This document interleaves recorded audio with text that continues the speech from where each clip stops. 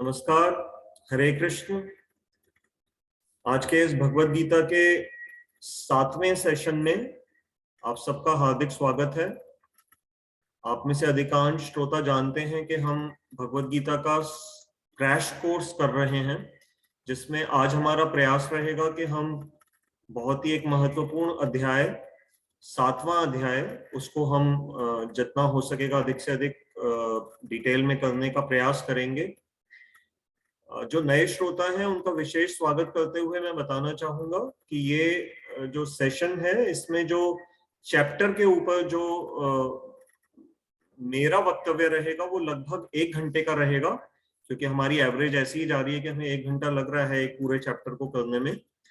उसके बाद जैसी हमारी प्रणाली चल रही है, हमारे साथ जो हमारे गेस्ट ऑफ ऑनर हैं जिन्होंने ज्वाइन कर लिया है, हमारे बहुत ही गुरुदेव के बड़े प्रिय शिष्य और बहुत ही सीनियर और बहुत ही पुराने, जब से मैं आया लगभग उसी समय से ही प्रभु जी भी आए, तो श्री सतीश चंद्र खुराना जी और उनका जो दीक्षित नाम है श्री वृंदावन चंद्र प्रभु जी, वो हमारे आज गेस्ट ऑफ ऑनर रहेंगे।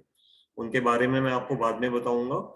तो मेरे बोलने के बाद 5 से 10 मिनट प्रभु जी हम सबको कुछ अच्छी बातें बताएंगे और उसके बाद प्लेटफॉर्म आपके प्रश्नोत्तर के लिए ओपन रहेगा। तो जो भी आपके क्वेश्चंस हैं सेशन के दौरान, आप किसी पेपर पेन से नोट कर लीजिएगा, उसको आप बाद में पुट कर सकते हैं। तो सबसे पहले हम अपने गुरुजनों और भगवान कृष्ण का स्मरण कर लें मंगलाचरण के द्वारा। ओम अज्ञान तिमिरंधस्य ज्ञानंजन शलाकया चक्षुरुन्मीलितं येन तस्मै श्री गुरवे नमः। वाञ्छाकल्पतरुभ्यश्च कृपा सिन्धुभ्येव च पतितानां पावनेभ्यो वैष्णवेभ्यो नमो नमः। जय श्री कृष्ण चैतन्य प्रभु नित्यानंद श्री अद्वैत गदाधर श्रीवास आदि गौर भक्त वृंद। हरे कृष्ण कृष्ण कृष्ण हरे हरे, हरे राम राम राम हरे हरे। तो सबसे पहले मैं आपको एक छोटी सी भूमिका बता देता हूं कि अभी तक हम क्या कर चुके हैं, क्योंकि भगवत गीता को हमारे आचार्यों के द्वारा मुख्य रूप से 3 मुख्य भागों में विभक्त बताया जाता है, जिसका पहला जो भाग है हमने पिछले संडे 6ठे अध्याय की समाप्ति के साथ कर लिया है। उसका शीर्षक था कर्मयोग मुख्य रूप से। हालांकि जो अंतिम 6ठा अध्याय जो हमने किया लास्ट टाइम वो ध्यान योग था, उसमें अष्टांग योग पद्धति का वर्णन किया था भगवान ने। 7वां अध्याय जो आज हम आरंभ कर रहे हैं, 7वें से लेके 12वें अध्याय वाला जो सेक्शन है भगवत गीता का, उसे आचार्य सभी भक्ति योग के नाम से बुलाते हैं। और जो अंतिम तीसरा सेक्शन है 13वें अध्याय से लेकर के 18वां वाला, वो ज्ञान योग के नाम के द्वारा जाना जाता है। तो हमने पहले अध्याय में देखा कि अर्जुन को मोह हुआ, दूसरे अध्याय में भगवान ने उसे आत्मा का ज्ञान दिया, बुद्धि योग के विषय में बताया, तीसरे अध्याय में कर्म के विषय में, यज्ञ इत्यादि के विषय में सूचना दी, चौथे अध्याय में भगवान ने अपने दिव्य तत्व के बारे में बताया कि कैसे उन्होंने ये भगवत गीता का ज्ञान सबसे पहले बहुत सालों पहले सूर्यदेव विवस्वान को दिया था। 5वें अध्याय में क्योंकि अर्जुन का जो प्रश्न था, भगवान ने उसको उत्तर दिया कि कैसे जो कर्म को छोड़ने से बेहतर होगा अगर कर्म उस भावना से किए जाएं जिसमें आप फलों के प्रति अटैचमेंट न रखो। 6ठे अध्याय में भगवान ने ध्यान योग या जिसको अष्टांग योग भी कहते हैं उसका वर्णन किया, और उसमें हमने तरह तरह की मेडिटेशन की जो ट्रिक्स भगवान ने बताई, अपना जीवन को कैसे चलाना है, कैसा खाना है, कैसा सोना है, ये सब हमने पिछले क्लास में किया। जो श्रोताओं की कोई भी क्लास पीछे की मिस हुई हैं, वे सभी के सभी 6 की 6 रिकॉर्डिंग्स कमल गीता क्लासेस नाम का एक यूट्यूब चैनल है, जिसको मैं अंत में चैट बॉक्स में डाल दूंगा, वहां से वो उसको ले सकते हैं उस नाम को, और उस यूट्यूब चैनल पे पुरानी क्लासेस को आप सब देख सकते हैं। तो आज का सेशन हम आरंभ करते हैं। हम आज के सेशन में एक विशेष टेक्निक यूज करेंगे, क्योंकि ये जो अध्याय है इसमें भगवान ने अपनी तरह तरह की एनर्जीज, बड़ी इंटरेस्टिंग बातें अभी आज सुनने को मिलेंगी। तो क्योंकि भगवान ने उनको ना एक ही श्लोक में कई तरह की अपनी शक्तियों का वर्णन किया है, अपनी एनर्जीज का, तो उसमें मैं अगर बिना श्लोक आपको दिखाए बोलूंगा तो मेरे से हो सकता है कोई ना कोई एनर्जी मिस हो जाएगी, तो मैं नहीं चाहता ऐसा मिसिंग हो। तो आज मैं आपके साथ स्क्रीन पे साथ के साथ ही श्लोक आपको दिखाता जा रहा हूं, तो आपको भी बड़ा आनंद आएगा जब आप श्लोक संस्कृत के देखते जाएंगे। और ये अध्याय बहुत बड़ा नहीं है, इसमें 30 ही श्लोक हैं, 30 श्लोक हैं, तो हम उसमें अभी प्रवेश करते हैं। उससे पहले मैं आपको छठे अध्याय का अंतिम श्लोक एक बार स्क्रीन पे दिखा देता हूं, जिससे कि हमें थोड़ा सा लिंक समझ में आ जाएगा कि छठे और सातवें का लिंक क्या है। ये आपकी स्क्रीन पे इस समय छठे अध्याय का जो अंतिम श्लोक है, 47 श्लोक, योगिनाम अपि सर्वेषां मद्गतेन अंतरात्मना श्रद्धावान भजते यो माम स मे युक्त तमो मतः।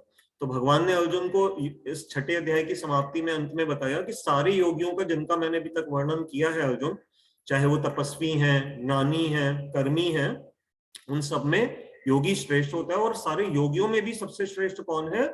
जो श्रद्धा से मेरा मतलब भगवान कृष्ण का जो श्रद्धा से भजन करता है, वो मैं मानता हूं कि सबसे अधिक रूप से मुझसे युक्त है।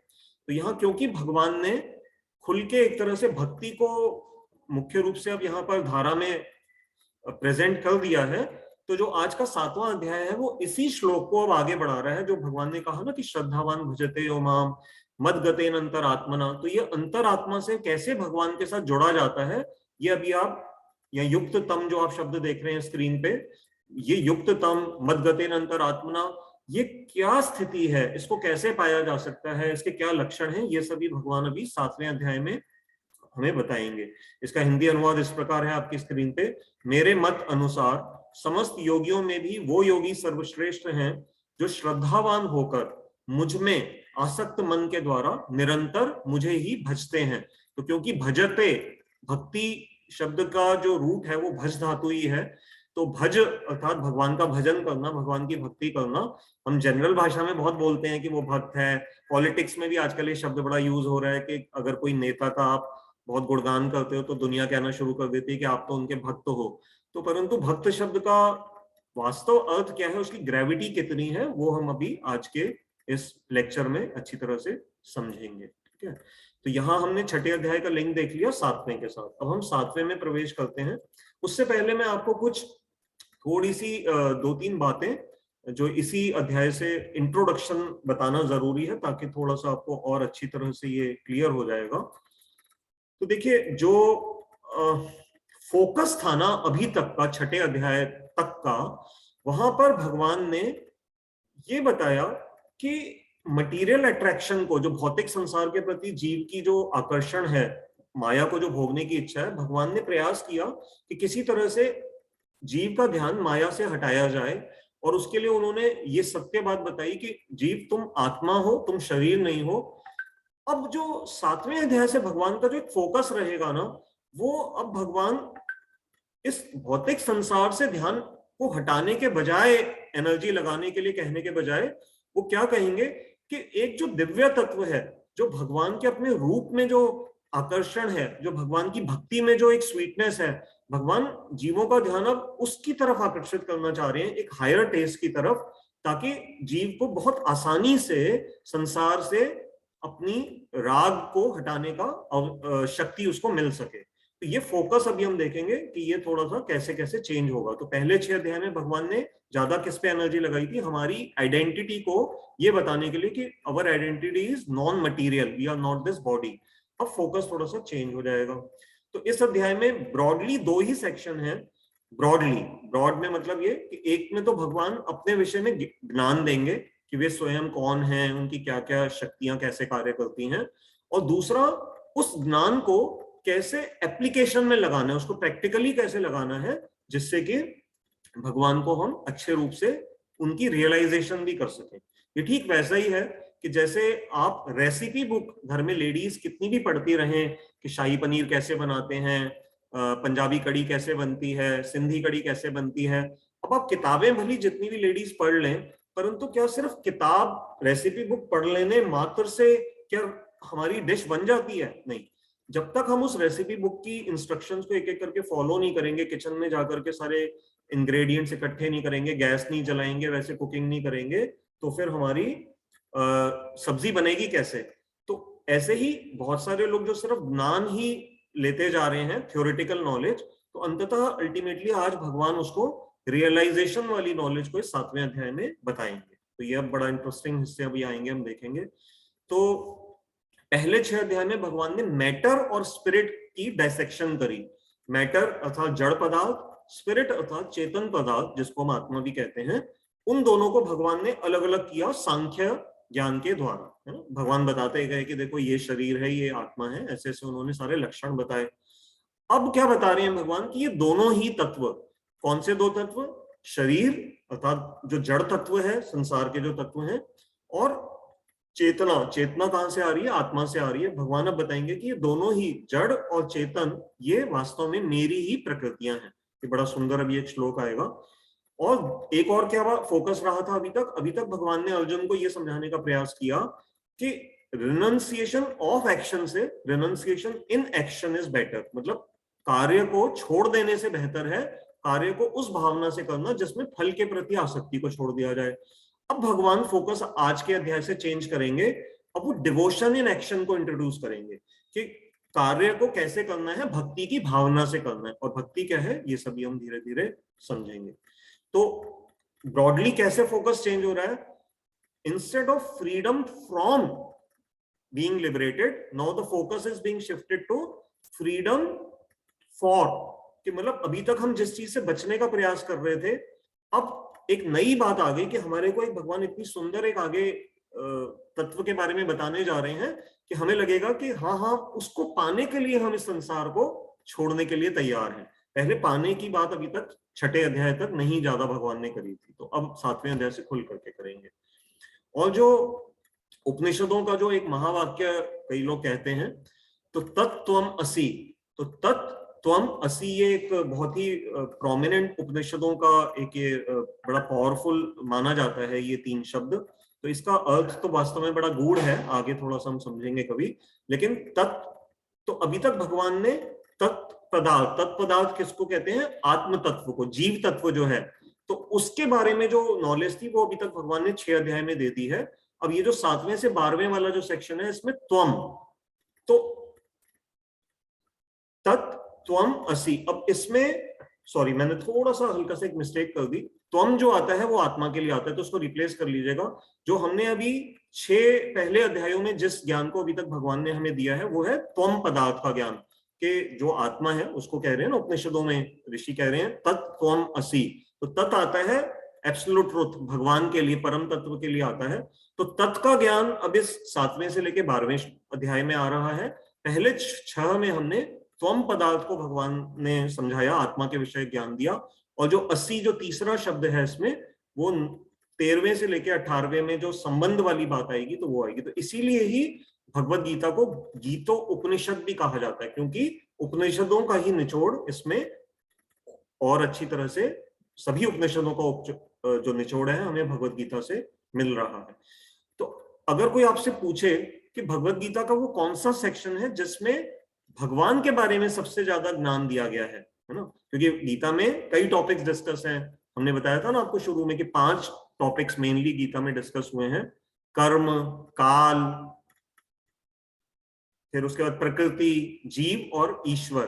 तो ईश्वर तत्व का जो सबसे अधिक वर्णन है वो इसी सेंट्रल सेक्शन में है, जिसमें अब हम आज से प्रवेश करने जा रहे हैं।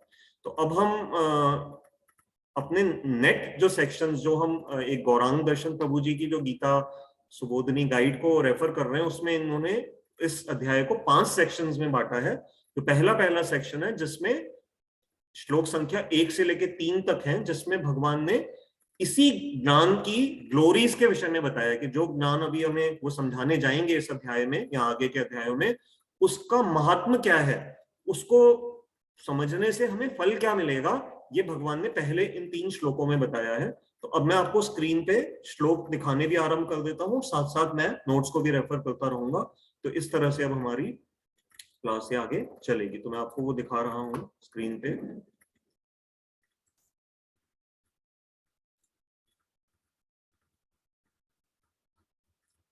ये देखिए, अब हमारा स्क्रीन पे इस अध्याय का जो शीर्षक है वो है नॉलेज ऑफ द एब्सोल्यूट, और इसका एक दूसरा शीर्षक हिंदी में ज्ञान विज्ञान योग के नाम से भी इसको बोला जाता है। ठीक है, तो ये 2 हमने नाम समझे इसके, ज्ञान विज्ञान योग और या फिर नॉलेज ऑफ द एब्सोल्यूट। तो अब हम इसमें आपकी जो पहला श्लोक आपकी स्क्रीन पे इस समय है वो आप देख रहे हैं। इसको हम एक बार उच्चारण भी इसका कर लेते हैं।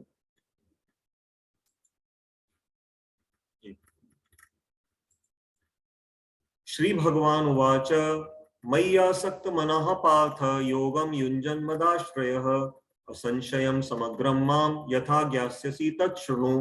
तो अब इस श्लोक में भगवान आसक्त जो शब्द जो मैंने आपको बताया था ना कि जो पिछले छठे अध्याय में जो भगवान ने योगी का वर्णन किया कि वो कैसे अपने मन को मुझ में अनुरक्त रखता है, तो ये जो आसक्ति की जो यहाँ बात हो रही है ये हमारी भक्ति की जो स्टेजेस जो हमारे गोस्वामियों ने बताई हैं, ये उसमें एक बड़ी उत्तम अवस्था है।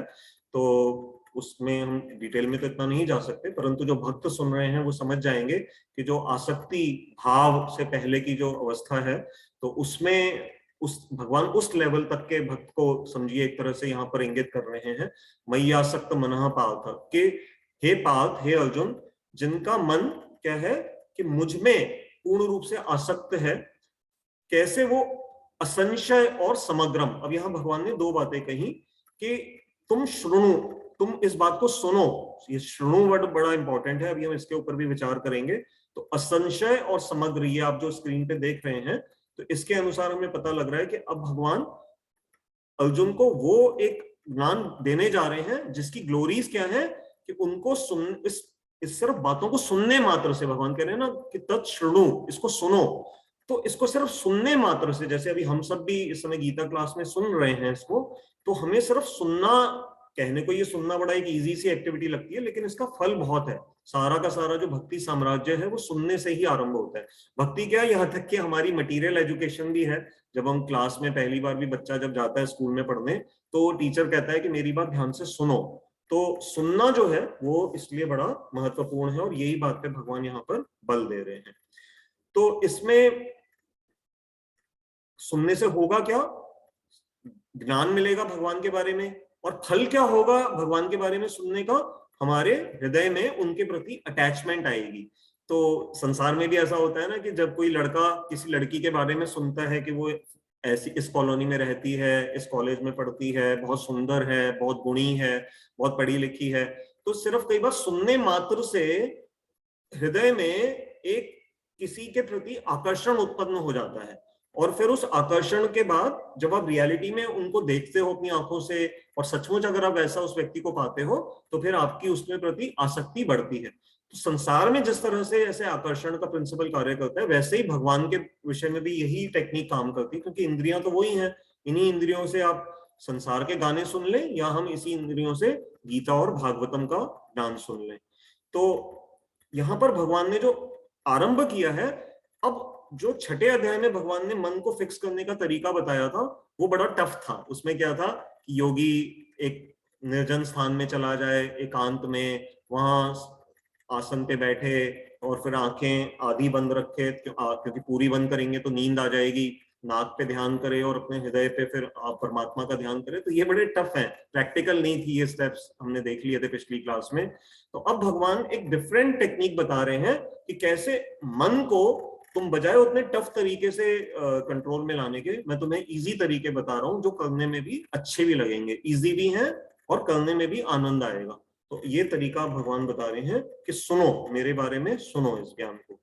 तो इसमें ज्ञान के दो जो लक्षण यहाँ पर इस श्लोक से हमें पता लग रहे हैं, असंशय और समग्र। तो असंशय मतलब किसी भी तरह का डाउट ना रह जाए, तो भगवान पूरी तरह से इसको अच्छी तरह एक्सप्लेन करेंगे ताकि हमारे डाउट्स भी क्लियर हो जाएंगे।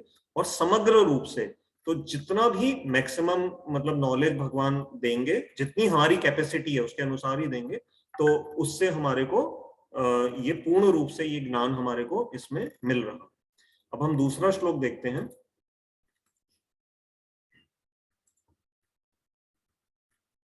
अब मैं संस्कृत पढ़ूंगा नहीं, क्योंकि फिर नहीं तो समय बहुत बढ़ता चला जाएगा। मैं जिस जिस श्लोक में आप स्क्रीन पे देखते रहिए, और मैं जो जो उसमें श्लोक में मुख्य बात होंगी बताने की, वो मैं आपको बताता चलूंगा। तो इसमें भगवान कह रहे हैं, देखो जो मैं तुम्हें अर्जुन ज्ञान देने जा रहा हूं वो सविज्ञान, आप पहली पंक्ति में देख रहे हैं ना, ज्ञानम ते हम सविज्ञानम। तो सिर्फ थ्योरेटिकल नॉलेज नहीं दे रहा अर्जुन, मैं तुम्हें विज्ञान सहित, प्रैक्टिकल नॉलेज के सहित ज्ञान दे रहा हूं। और अशेषतः, शेष कहते हैं जो थोड़ा सा बाकी रह जाए, अशेषतः मतलब पूर्ण रूप से तुम्हें दूंगा। फिर अगली पंक्ति में उन्होंने कहा कि जिसे जानकर तुम्हें और कुछ जानने के लिए शेष रह ही नहीं जाएगा।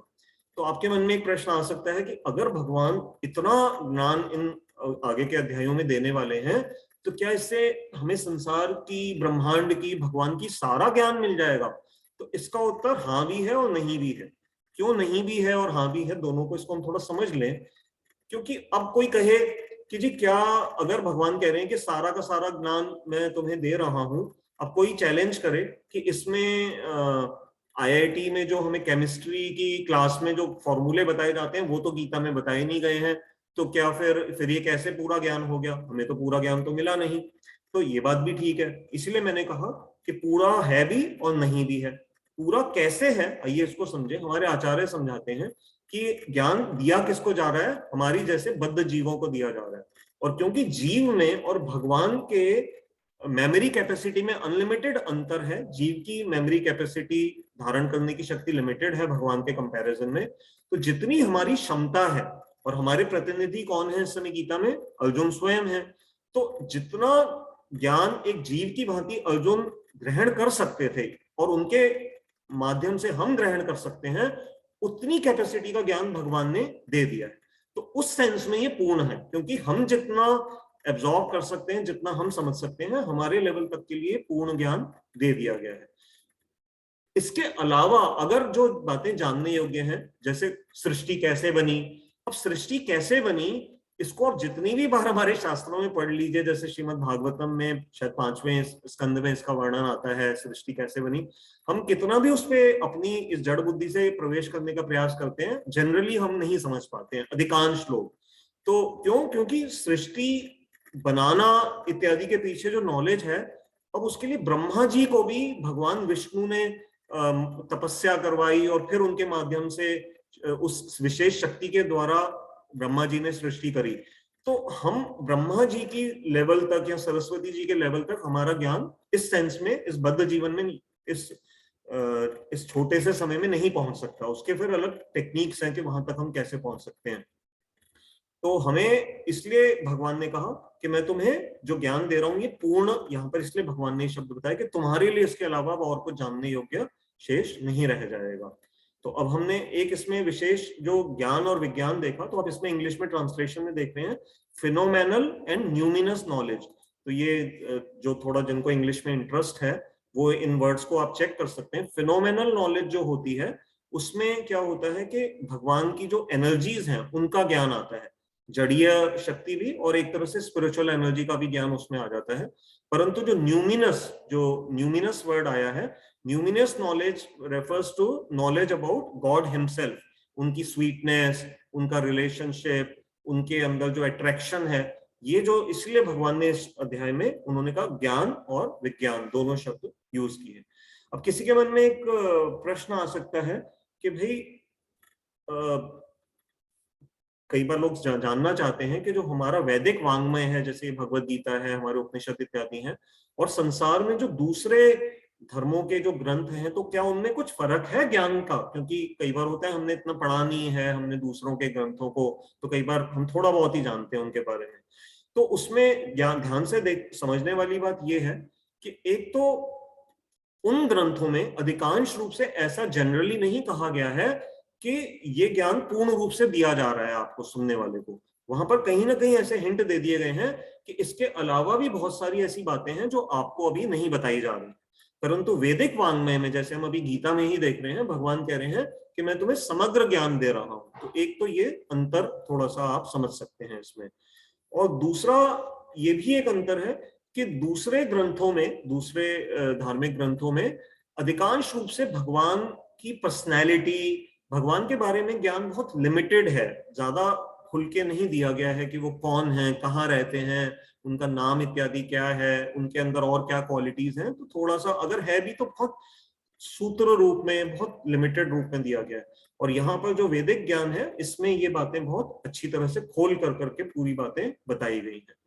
तो सविज्ञानम का अर्थ हमारे आचार्य ये भी बताते हैं कि एक तरह से ये उस प्रोसेस को भी बताएगा कि किस तरीके से, किस प्रोसेस से हम भगवान को प्राप्त कर सकते हैं।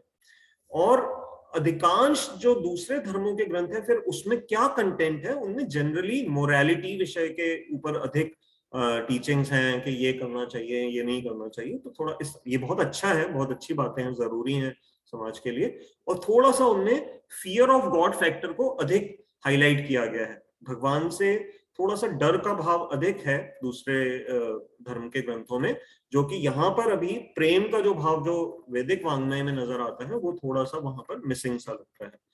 तो हमारे एक आचार्य ने ये कहा, विश्वनाथ चक्रवर्ती ठाकुर जी ने कहा कि जो ज्ञान जो शब्द यहाँ पर आया है वो भगवान के एक तरह से ऐश्वर्य, ऑपुलेंस को दर्शाता है, और जो विज्ञान शब्द आया है वो उन्होंने कहा कि वो भगवान के माधुर्य भाव में उनको समझने का हमें अवसर देता है। अब यहाँ माधुर्य शब्द का अर्थ वो कंजुगल लव नहीं है जो गोपियों और भगवान की रानियों का भगवान कृष्ण के साथ था। ये वो माधुर्य रस की बात नहीं हो रही है, ये माधुर्य भाव की बात हो रही है, जिसमें भगवान के ऐश्वर्य को अधिक प्रधानता नहीं दी जाती और भगवान के साथ एक नॉर्मल तरह के संबंध को अधिक प्रधानता दी जाती है, जिससे हमारे हृदय में अफेक्शन का भाव है।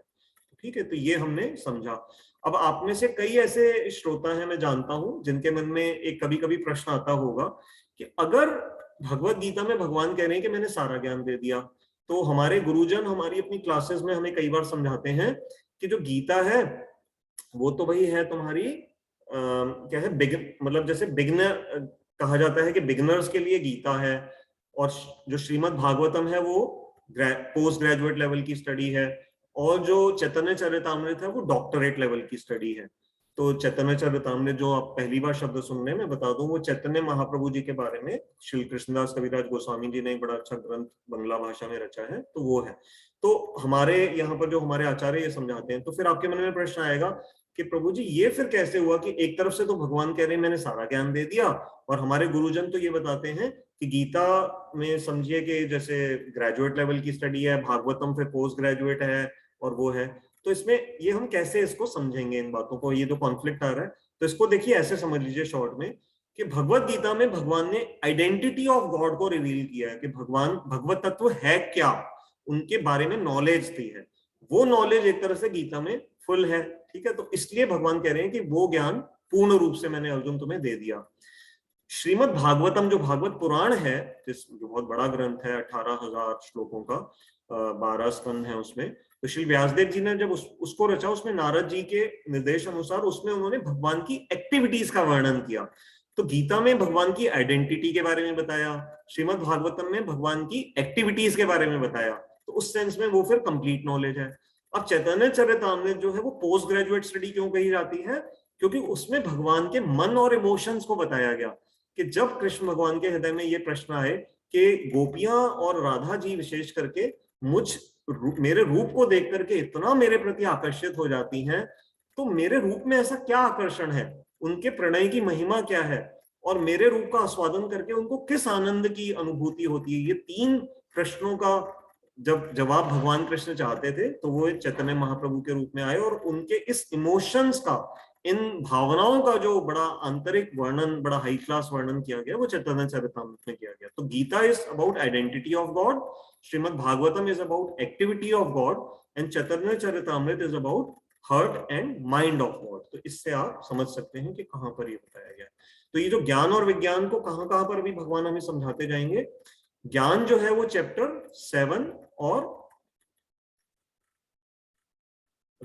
आदित्य आपने क्या लिखा, तत्व सिद्धांत और रस सिद्धांत।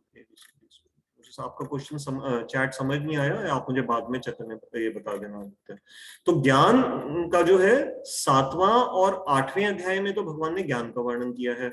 विज्ञान का वर्णन है 9वें अध्याय में, और 10वें और 11वें में इन दोनों को मिक्स रूप से फिर भगवान ने बताया है। अब अगर प्रश्न हमने उसका तो ये समझ लिया, अब तीसरा जो बात भगवान यहाँ पर बता रहे हैं इस सेक्शन में कि कितने सारे लोगों में से कोई विरले लोग मेरे पास इस तरह से आते हैं। तो आइए अब उस श्लोक को स्क्रीन पे हम देख लेते हैं। बड़ा प्रसिद्ध श्लोक है ये, तीसरा श्लोक। मनुष्य नाम सहस्त्रेषु, सहस्त्र शब्द का अर्थ होता है 1000, तो कई हजारों लाखों लोगों में से, मनुष्यों में से कोई, भगवान कह रहे हैं, एक है जो सिद्धि के लिए यत्न करता है, और इतने सारे सिद्धों में से कोई एक है जो मुझे तत्व से जानता है। तो हम कौन है? हम एक तरह से उन हजारों लाखों करोड़ों लोगों में से थोड़े से ऐसे लोग हैं, या हमारे जैसे और जो लोग हैं जो गीता की क्लासेस या गीता जी का अध्ययन करते हैं, तो वो क्या है, इसलिए आप देखते हो 700 करोड़ लोग अगर इस समय इस पृथ्वी पे हैं, तो उसमें से बहुत गिने चुने लोग आपको नजर आता है जो अपनी जीवन को सिद्ध करने के लिए प्रयत्न कर रहे हैं। शरीर को बनाने के लिए तो आपको जिम जाने वाले तो करोड़ों लोग मिल जाएंगे जो योग कर रहे हैं, एक्सरसाइज कर रहे हैं, सब कुछ कर रहे हैं, अच्छी डाइट खा रहे हैं, लेकिन आध्यात्मिक विषय में बहुत विरले ही कोई आता है। तो इसलिए आप और हम सब लोग, भगवान की हम पर बड़ी दया और कृपा है, हम बहुत लकी हैं कि हम थोड़ा सा समय 1-2 घंटे हफ्ते में निकाल पा रहे हैं और अपने जीवन को सिद्ध करने के लिए प्रयास कर रहे हैं। और हम में से भी बहुत थोड़े से कुछ ऐसे लोग फिर आगे होंगे जो कि तत्व से भगवान कृष्ण को अच्छी तरह से जान पाएंगे। तो आप समझिए कि कितनी रेयर बात है ये जो भगवान ने इस श्लोक में कही है।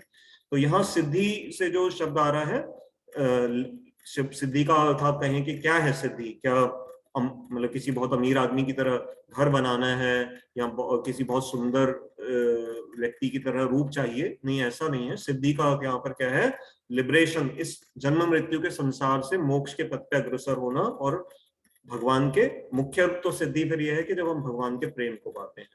तो knowledge of Lord Krishna is very rare, ये बात भगवान यहाँ से बता रहे हैं। अब हमने पहला सेक्शन कर लिया है, अब हम दूसरे सेक्शन में प्रवेश कर रहे हैं जो कि चौथे श्लोक से लेकर के 12वें तक का है। अब भगवान अपनी एनर्जीज के बारे में बताएंगे। तो ये बड़े सुंदर श्लोक हैं और मैं आपको ये दिखाता हूं स्क्रीन पे। चौथा जो आप श्लोक देख रहे हैं, इसमें देखिए बड़ा प्रसिद्ध श्लोक है, भूमेरापो अनलो वायु खम मनो बुद्धिरेव च अहंकार में भिन्ना प्रकृतिर अष्टधा। तो भगवान ने अपनी 8 तरह की बहिरंगा प्रकृति, भिन्ना प्रकृति, इंफीरियर एनर्जी, मटीरियल एनर्जी, ये चारों नाम एक ही प्रकृति को इंगित करते हैं।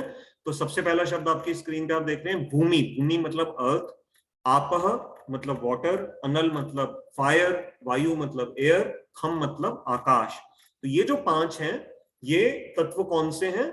जो कि जड़ तत्व हैं, ग्रॉस तत्व हैं, स्थूल प्रकृति है, ठीक है।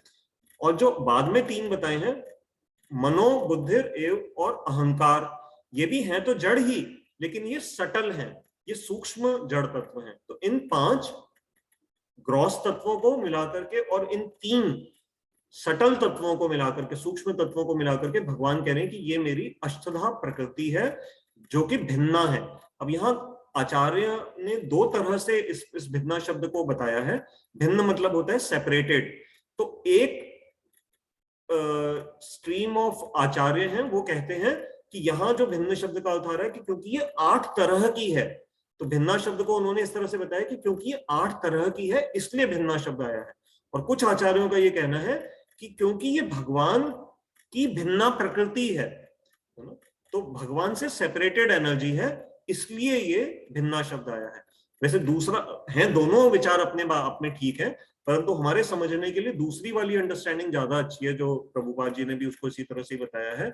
सेपरेटेड एनर्जी को अगर इस तरह से हम समझते हैं कि ये भगवान की भिन्ना, मतलब भगवान से सेपरेट एक एनर्जी है, भगवान की एनर्जी लेकिन सेपरेट है, उससे हमारे एक बड़े गूढ़ प्रश्न का हमें उत्तर मिल जाता है, जो प्रश्न हम सबको बड़ा परेशान करता है।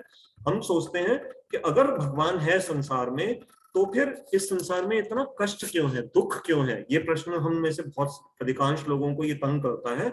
तो इसका उत्तर कुछ हद तक ये भी है, क्योंकि ये भगवान से भिन्न प्रकृति है। ये जो संसार है ना, इसको भगवान ने एक किसी विशेष पर्पस के लिए बनाया है, और क्योंकि इस संसार का उद्देश्य ही यह है कि इसमें जो बद्ध जीव है इनको रिफॉर्म किया जाए, इनमें संशोधन किया जाए, इसलिए इस संसार में सुख और दुख का चक्र चलता रहता है। इसको कुछ ऐसा भी हम उदाहरण से ले सकते हैं कि जैसे हमारे शरीर से पसीना निकलता है ना, या शरीर से मल मूत्र निकलता है मानव के शरीर से। अब भले ही हम मिस्टर यूनिवर्स या मिस यूनिवर्स क्यों ना हो और हमारा शरीर बहुत सुंदर क्यों ना हो, हमारे एक फोटोग्राफ पे मान लीजिए हमें करोड़ों रुपया मिल जाता है, हम कितनी भी 1-1 लाख रुपए की परफ्यूम्स भी लगा रहे हैं, परंतु क्या ये सब होने के बावजूद भी कोई विश्व सुंदरी के शरीर से जो पसीना निकलेगा है, जो मलमूत्र निकलेगा, क्या वो अट्रैक्टिव होगा? नहीं होगा। तो क्यों? क्योंकि वो एक तरह से उसके शरीर से भिन्ना एनर्जी है, उसका वो शरीर से ही प्रकट हुई है, लेकिन वो सेपरेटेड एनर्जी है, वो एक डिफरेंट इंफीरियर एनर्जी है। तो उसी तरह से भगवान से ये भौतिक ब्रह्मांड भी प्रकट हुआ है, लेकिन ये भगवान की एक भिन्ना प्रकृति है। इसका जैसे जेल एक बनाई जाती है राज्य के अंदर, उसी तरह से इस संसार की रचना करी गई है। तो ये बातें बड़ी गूढ़ हैं, समझने वाली हैं। अब जो मॉडर्न साइंस है, ये आप देखते हैं कि जनरली इसमें से सिर्फ अभी तक मेनली 4 तत्वों पे ही अधिक फोकस कर रहा है, अर्थ को, वाटर को, फायर को और एयर को। ईथर भी अभी तक उनके लिए थोड़ा सा ट्रिकी मैटर बना हुआ है। आकाश, ईथर मतलब होता है आकाश, तो वो अभी साइंस के लिए मतलब बड़ा एक वो भी ट्रिकी मैटर है उसको समझना अभी तक। और जो मन बुद्धि अहंकार है, उसको अभी तक उन्होंने अपने मेन स्ट्रीम साइंस के अंदर तो अभी इंक्लूड नहीं किया है। हाँ, ऑफकोर्स कुछ ऐसी ब्रांचेस आ गई हैं, जैसे साइकियाट्री है, साइकोलॉजी है, तो और फिलोसॉफी की स्टडी कई जगह पे पढ़ानी शुरू हो गए हैं। तो मन को वो एक ऐसा बस एंगल मानते हैं कि भी ठीक है, मन की कोई बीमारी है तो उसको हम डिप्रेशन इत्यादि को थोड़ा सा वो दूर करने का प्रयास करते हैं, परंतु ये मन, बुद्धि और अहंकार है क्या, अभी इसके विषय में हमारा जो मॉडर्न साइंस है उसको एनालाइज करने की स्थिति तक अभी बढ़ा नहीं है। और जो साइंस की ये जो अभी एक लिमिटेशन है, उसी की वजह से जो एक होलिस्टिक डेवलपमेंट पूरे वर्ल्ड की होनी चाहिए, अभी वो मिसिंग है। अगर साइंस खुले मन से अगर गीता के या वेदों के इन भावों को अगर स्टडी करे, भले माने या ना माने वो उनकी मर्जी है, लेकिन एटलीस्ट उनको स्टडी करना चाहिए कि मन क्या है, बुद्धि क्या है, अहंकार, ईगो जो होती है हमारे अंदर, ये क्या है ये तत्व, तो फिर उनको अवश्य में भी संसार का जीवन सुधारने में और अधिक सहायता मिलेगी।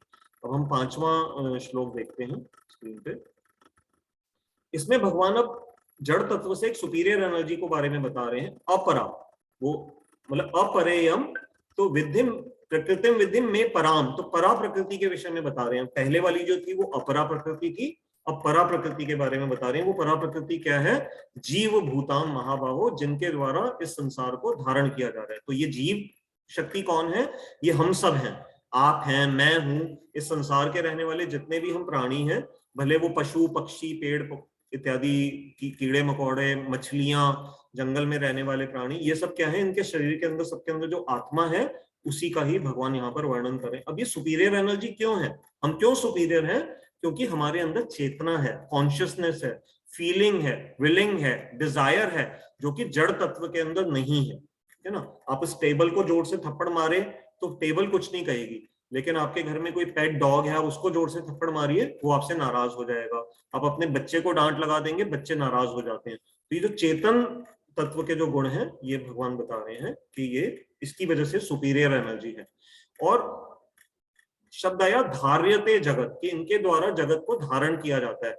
अब क्या सचमुच हमने इस जगत को धारण किया हुआ है? धारण करने का एक अर्थ तो अगर लिटरल मीनिंग देखेंगे तो ये होता है कि भाई मैंने मान लो एक फुटबॉल उठा रखी है हाथ में, तो हम कहेंगे कि मैंने ये फुटबॉल कमल जी ने उठा रखी है, तो तब वहां धारण शब्द का तो यूज समझ में आता है। लेकिन भगवान कह रहे हैं कि इन जीवों के द्वारा जगत को धारण किया हुआ है। तो क्या सचमुच हमने, ये हमारी वजह से क्या ये संसार टिका हुआ है?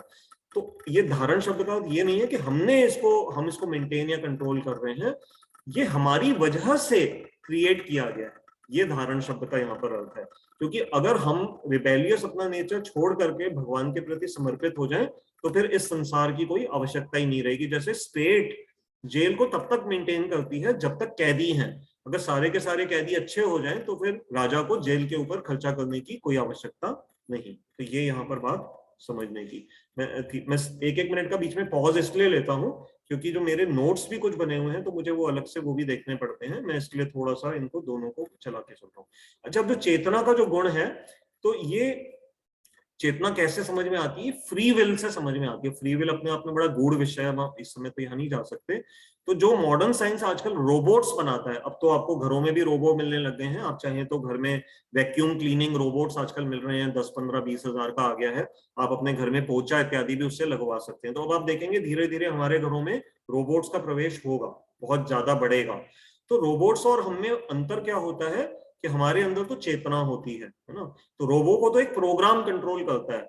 अगर रोबो के प्रोग्राम में क्लियर इंस्ट्रक्शन नहीं होगी, तो रोबो अपने एक लूप में फंस करके रह जाएगा। लेकिन हमारे अंदर ऐसा प्रोग्राम नहीं होता कि हम एक मशीन की तरह ही काम कर रहे हैं। हमारी एक अपनी फ्री विल होती है जो कि रोबो के पास नहीं होती है। तो ये थोड़ा सा हमें साइंस के एंगल से भी थोड़ी सी बातें समझनी पड़ेंगी। और साइंस किस विषय पे चल रहा है, how to control this world. और जो ये जो धारणा है ना कि कंट्रोल करना, यही इस संसार में हमें बांध करके रखती है। तो अब हम आ रहे हैं अपने जो 5वें में हमने अभी समझ ही लिया। अब कॉन्शियसनेस जो थी, चेतना के जो लक्षण क्या है, वो हमें कैसे पता लगता है। देखो, हमारे अंदर और जड़ पदार्थ में एक्टिविटीज में फर्क है। जो जड़ पदार्थ होता है ना, यानी कि डेड मैटर, उसको भी क्रिएट किया जाता है और उसको भी, उसमें थोड़े समय के बाद डिटीरियोरेशन होती है, अर्थात वो क्षय हो जाता है और फिर थोड़े समय के बाद डिस्ट्रॉय हो जाता है। हमारे अंदर जो हम लिविंग एंटिटीज हैं, जैसे मनुष्य हैं, पशु हैं, हमारे अंदर उसके अलावा कुछ और 3 स्टेजेस और आती हैं। हमारी ग्रोथ भी होती है, जैसे हमारे बच्चे पैदा होते हैं तो वो बढ़ते भी हैं। पेड़ को आप लगाते हो, पेड़ बड़ा भी हो जाता है, जानवर भी बड़े हो जाते हैं, ग्रोथ होती है शरीर में। लैपटॉप में ग्रोथ नहीं होती, टेबल में ग्रोथ नहीं होती, बट हमारे अंदर होती है। फिर मेंटेनेंस, तो मेंटेनेंस, अगर लैपटॉप को आपने एक हिस्से से काट दिया तो लैपटॉप अपने आप को रिपेयर नहीं करेगा, परंतु हमारे अंदर क्लॉटिंग की भगवान ने बड़ी अच्छी एक गुण दिया है। अगर हमारी उंगली में कहीं कट इत्यादि पड़ जाता है तो आप देखते हो हमारी उंगली अपने आप को, ब्लड को क्लॉट कर लेती है। हमारे अंदर कुछ ऐसे वो हैं केमिकल्स हैं जो क्लॉटिंग कर देते हैं। तीसरा है रिप्रोडक्शन। आप एक शर्ट के साथ एक शर्ट आपको फ्री दुकानदार देता है तो आपको 2 शर्ट मिलेंगी। वो कभी भी ये नहीं कहेगा कि साहब इस एक शर्ट को ले जाइए, घर जाकर के अपने आप 2 हो जाएंगी, तो 2 नहीं होंगी। तो लेकिन हमारे अंदर अगर आप एक जोड़ा, कोई भी, जैसे एक मेल डॉग और एक फीमेल डॉग को लेकर के आते हैं और अगर वो मेट करते हैं तो फिर वो रिप्रोडक्शन से और बच्चों को जन्म देते हैं। तो ये बुनियादी तौर पे ये 3 एक्स्ट्रा एक्टिविटीज हैं जो कि जड़ पदार्थ और चेतन पदार्थ में अंतर को दर्शाती हैं।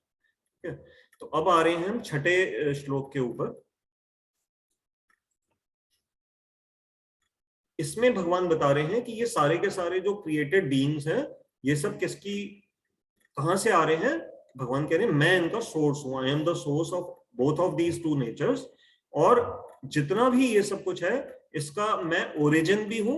भगवान कह रहे हैं देखो मैं प्रभाव भी हूं, प्रलय भी हूं। तो प्रभाव मतलब होता है जहां से कोई चीज आती है, और प्रलय मतलब जब उसका विनाश होता है। तो भगवान कह रहे हैं कि ये मैं हूं। ठीक है, तो अब अगली 4 जो श्लोक आएंगे उसमें भगवान बताएंगे कि मैं इस संसार को मेंटेन करता कैसे हूं। तो अब ये देखते चलिएगा आगे। बहुत ही सबसे लगभग गीता के अगर जो दुनिया में सबसे प्रसिद्ध श्लोक है उनमें से ये एक श्लोक आपकी स्क्रीन पे है, ये तो हमें बिल्कुल रटा होना चाहिए। मत्तः परतरम नान्यत् किंचिद अस्ति धनंजय मयि सर्वमिदं प्रोतम सूत्रे मणिगणा एव।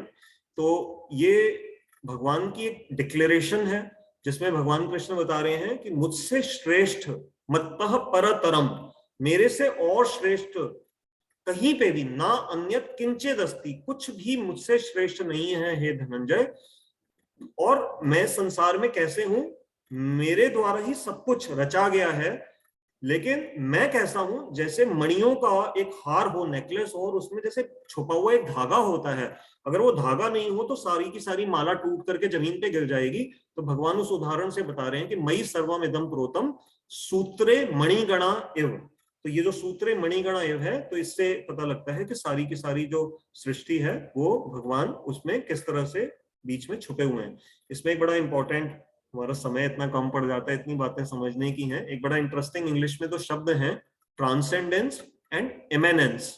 ट्रांसेंडेंस मतलब होता है कि दिव्य, भगवान जो है वो इस संसार से परे हैं। तो कुछ अधिकांश जो संसार के धर्म हैं वैदिक धर्म के अलावा, उसमें यही विचार है कि भगवान इस संसार से परे एक तत्व है।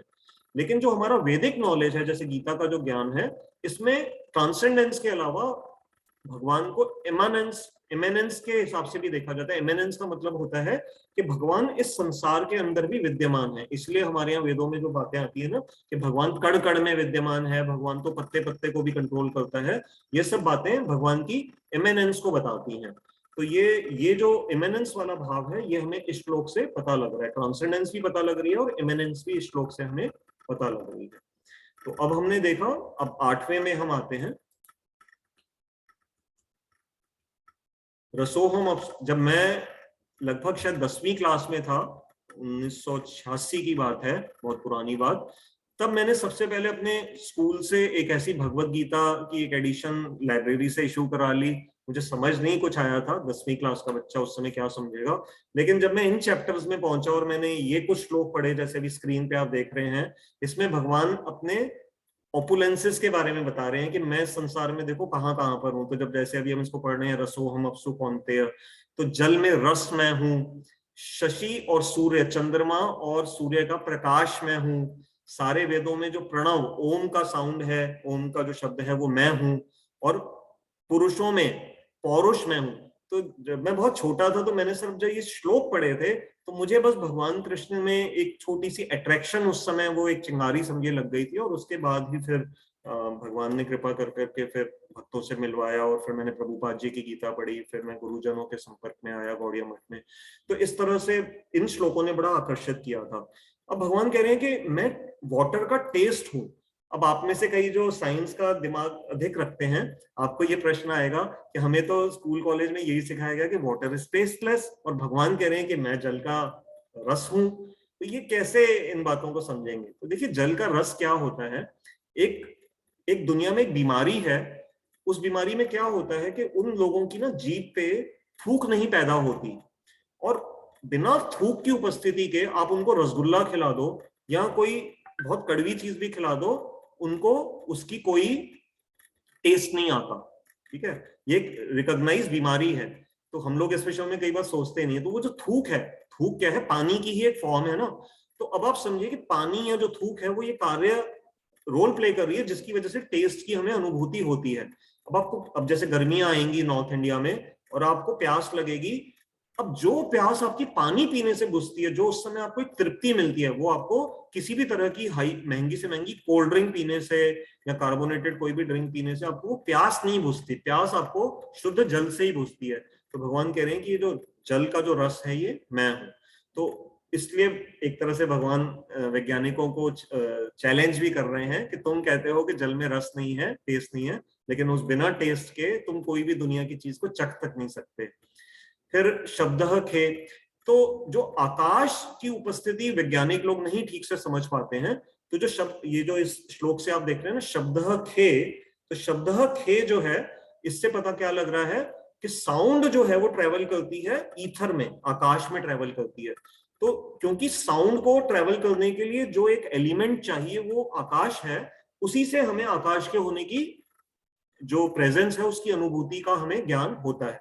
ये भी साइंस को एक नई नॉलेज गीता से मिल पा रही है कि साउंड की ट्रेवल से आप आकाश की उपस्थिति को समझ सकते हैं।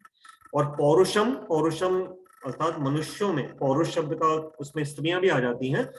हम स्त्री पुरुषों में जो कुछ लाइफ में अचीव करने का जो ड्राइव होता है, भगवान कह रहे हैं कि वो मुझसे ही आता है। तो अगर हम में से कई लोगों को मान लीजिए बहुत वो है, लाइफ में कुछ अचीव करने का बड़ा ड्राइव का होता है, तो उनको ये समझना चाहिए कि वो भगवान कृष्ण की कृपा से ही हमारे अंदर आ रहा है। 9वें श्लोक में फिर भगवान बता रहे हैं कि मैं पृथ्वी की गंध हूं। कई बार लोगों को ये श्लोक समझ नहीं आता कि पृथ्वी की में गंध क्या होती है। तो इस गंध को समझने के लिए आपको किसान के साथ भूमि में या आपके घर के पास कोई गार्डन हो, जब बारिश पड़े ना, फिर आप उस समय जाइए और जब बारिश रुक जाती है तो आप देखेंगे पृथ्वी से एक बड़ी अच्छी फ्रेग्रेंस ही आती है। और इसको हम दूसरे और भी तरीके से समझ सकते हैं। चैतन्य चरण प्रभु ने इसको बड़ा अच्छा साइंटिफिकली समझाया। उन्होंने कहा जो हम सीड डालते हैं, कोई भी, जैसे आम को पैदा करने के लिए आपने सीड डाला, या गुलाब के फूल का सीड जैसे कलम लगाई जमीन पे या सीड डाला, उस सीड में तो कोई टेस्ट नहीं होता, ठीक है। और आप जल देते हो, जल में भी कोई टेस्ट नहीं होता। जल और सीड दोनों टेस्टलेस चीजें मिलके, उनमें दोनों में ना कोई टेस्ट है ना कोई फ्रेग्रेंस है। लेकिन पृथ्वी के अंदर वो सीड जब पनपता है, उसमें जो आम का फल या सेब का फल लगता है, उसमें कितना रस होता है, उसमें कितनी फ्रेग्रेंस होती है। तो वो फ्रेग्रेंस आई कहां से? वो फ्रेग्रेंस आई पृथ्वी तत्व से। तो पृथ्वी तत्व का जितने भी भौतिक पदार्थ हैं उन सबसे है। तो हर पदार्थ में जैसे स्मेल होती है, मल में बुरी स्मेल होती है, और अच्छे फल इत्यादि में जो इत्र इत्यादि भी बनते हैं, तो ये सब अच्छी फ्रेग्रेंस ये पृथ्वी के उससे ही आ रही है। जैसे प्लास्टिक में, रबड़ में भी आप देखते हैं स्मेल होती है, तो ये सब क्या, पृथ्वी तत्व है। और फिर भगवान कह रहे हैं कि मैं हीट इन फायर। तो पहले वाले श्लोक में तो कहा था कि मैं सूर्य और चंद्र का तेज हूं, प्रकाश हूं। अब कह रहे हैं कि जो अग्नि के अंदर जो हीट होती है वो मैं हूं, और मैं ही सारे जीवनों का जीवन हूं। जितने भी जीवित प्राणी हैं उसमें जो चेतना जीवन जो आ रहा है वो मुझसे आ रहा है। साइंस ने आज कितनी भी प्रगति कर ली है, परंतु जीवन को हम नहीं क्रिएट कर सकते हैं अपने लैब के अंदर। तो भगवान कह रहे हैं क्यों नहीं क्रिएट कर सकते, क्योंकि वो जीवन मैं देता हूं। जीवन देने का और जीवन लेने का अधिकार मेरे पास है, और सारे तपस्वियों का तप भी मैं ही। अब 10वें श्लोक में भगवान कह रहे हैं कि मैं सबका बीज हूं, है ना। तो बीज, बीज जो है, भगवान ने देखिए यहाँ शब्द यूज किया सनातनम। सनातन मतलब सदा रहने वाला। तो जनरली इस संसार में जो बीज होता है ना, बीज से जब अंकुर आ जाता है तो बीज खत्म हो जाता है। परंतु भगवान कह रहे हैं मैं वैसा बीज नहीं हूं जो खत्म हो जाऊंगा, कि मुझसे कुछ ऐसी भी थ्योरीज हैं वेस्टर्न वर्ल्ड में कि भगवान ने संसार को तो बना दिया, लेकिन अब भगवान खत्म हो गए हैं, बस अब संसार ही चले जा रहे हैं। तो ये गलत ज्ञान है। भगवान यहाँ कह रहे हैं कि मैं इस संसार का बीज हूं, लेकिन मैं खत्म नहीं हो गया हूं, मैं सनातन बीज हूं, मैं सदा रहने वाला हूं। तो वो भगवान उस थ्योरी को गलत यहाँ पर बता रहे हैं। देखिए कितने सुंदर सुंदर बातें इसमें हैं। तो फिर कह रहे हैं मैं बुद्धिमानों की बुद्धि मैं हूं। तो अगर हम में से कोई इंटेलिजेंस से कोई आईएएस कर रहा है, कोई आईएएमएस में जा रहा है, तो उस समय जो हम एग्जाम्स को क्रैक करते हैं, तो भगवान कह रहे हैं वो जो बुद्धि होती है वो मैं किसी किसी को प्रदान करता हूँ। और तेजस्वी, तेजस्वी नाम हम, तो तेजस्वियों का तेज भी मैं हूँ। तो आजकल मॉडर्न सोसाइटी को ब्यूटी का बड़ा शौक है कि हम फेशियल करा करके अपने फेस पे तेज ले आए, लेकिन संतों में, भगवान के भक्तों में वैसे ही इतना तेज होता है बिना कोई फेशियल कराए हुए। तो ये अगर जितना हम स्पिरिचुअलिटी में सतोगुण की तरफ बढ़ेंगे तो हम देखेंगे कि हमारा तेज भी अपने आप ही हमारे शरीर में आ जाएगा। अब 11वें में भगवान बता रहे हैं कि क्षत्रियों, क्योंकि अर्जुन क्षत्रिय है तो मुख्य रूप से अर्जुन को क्षत्रियों के विषय में ये दो बातें बता रहे हैं कि बलवानों का बल मैं हूं। तो जो हाथी के अंदर आप बल देखते हो, वो बल कहां से आ रहा है? वो भगवान कह रहे हैं कि बलवानों का बल मैं हूं। जो भीम के अंदर इतना बल था, ये बल कहां से आ रहा है? ये भगवान कह रहे हैं मैं हूं। लेकिन कौन सा ऐसा बल हूं? अगर कोई डाकू के अंदर भी मान लो बहुत विशाल शरीर है, बड़ा वो है, और वो जनता को तंग करता है, तो क्या वो बल भी भगवान ही है?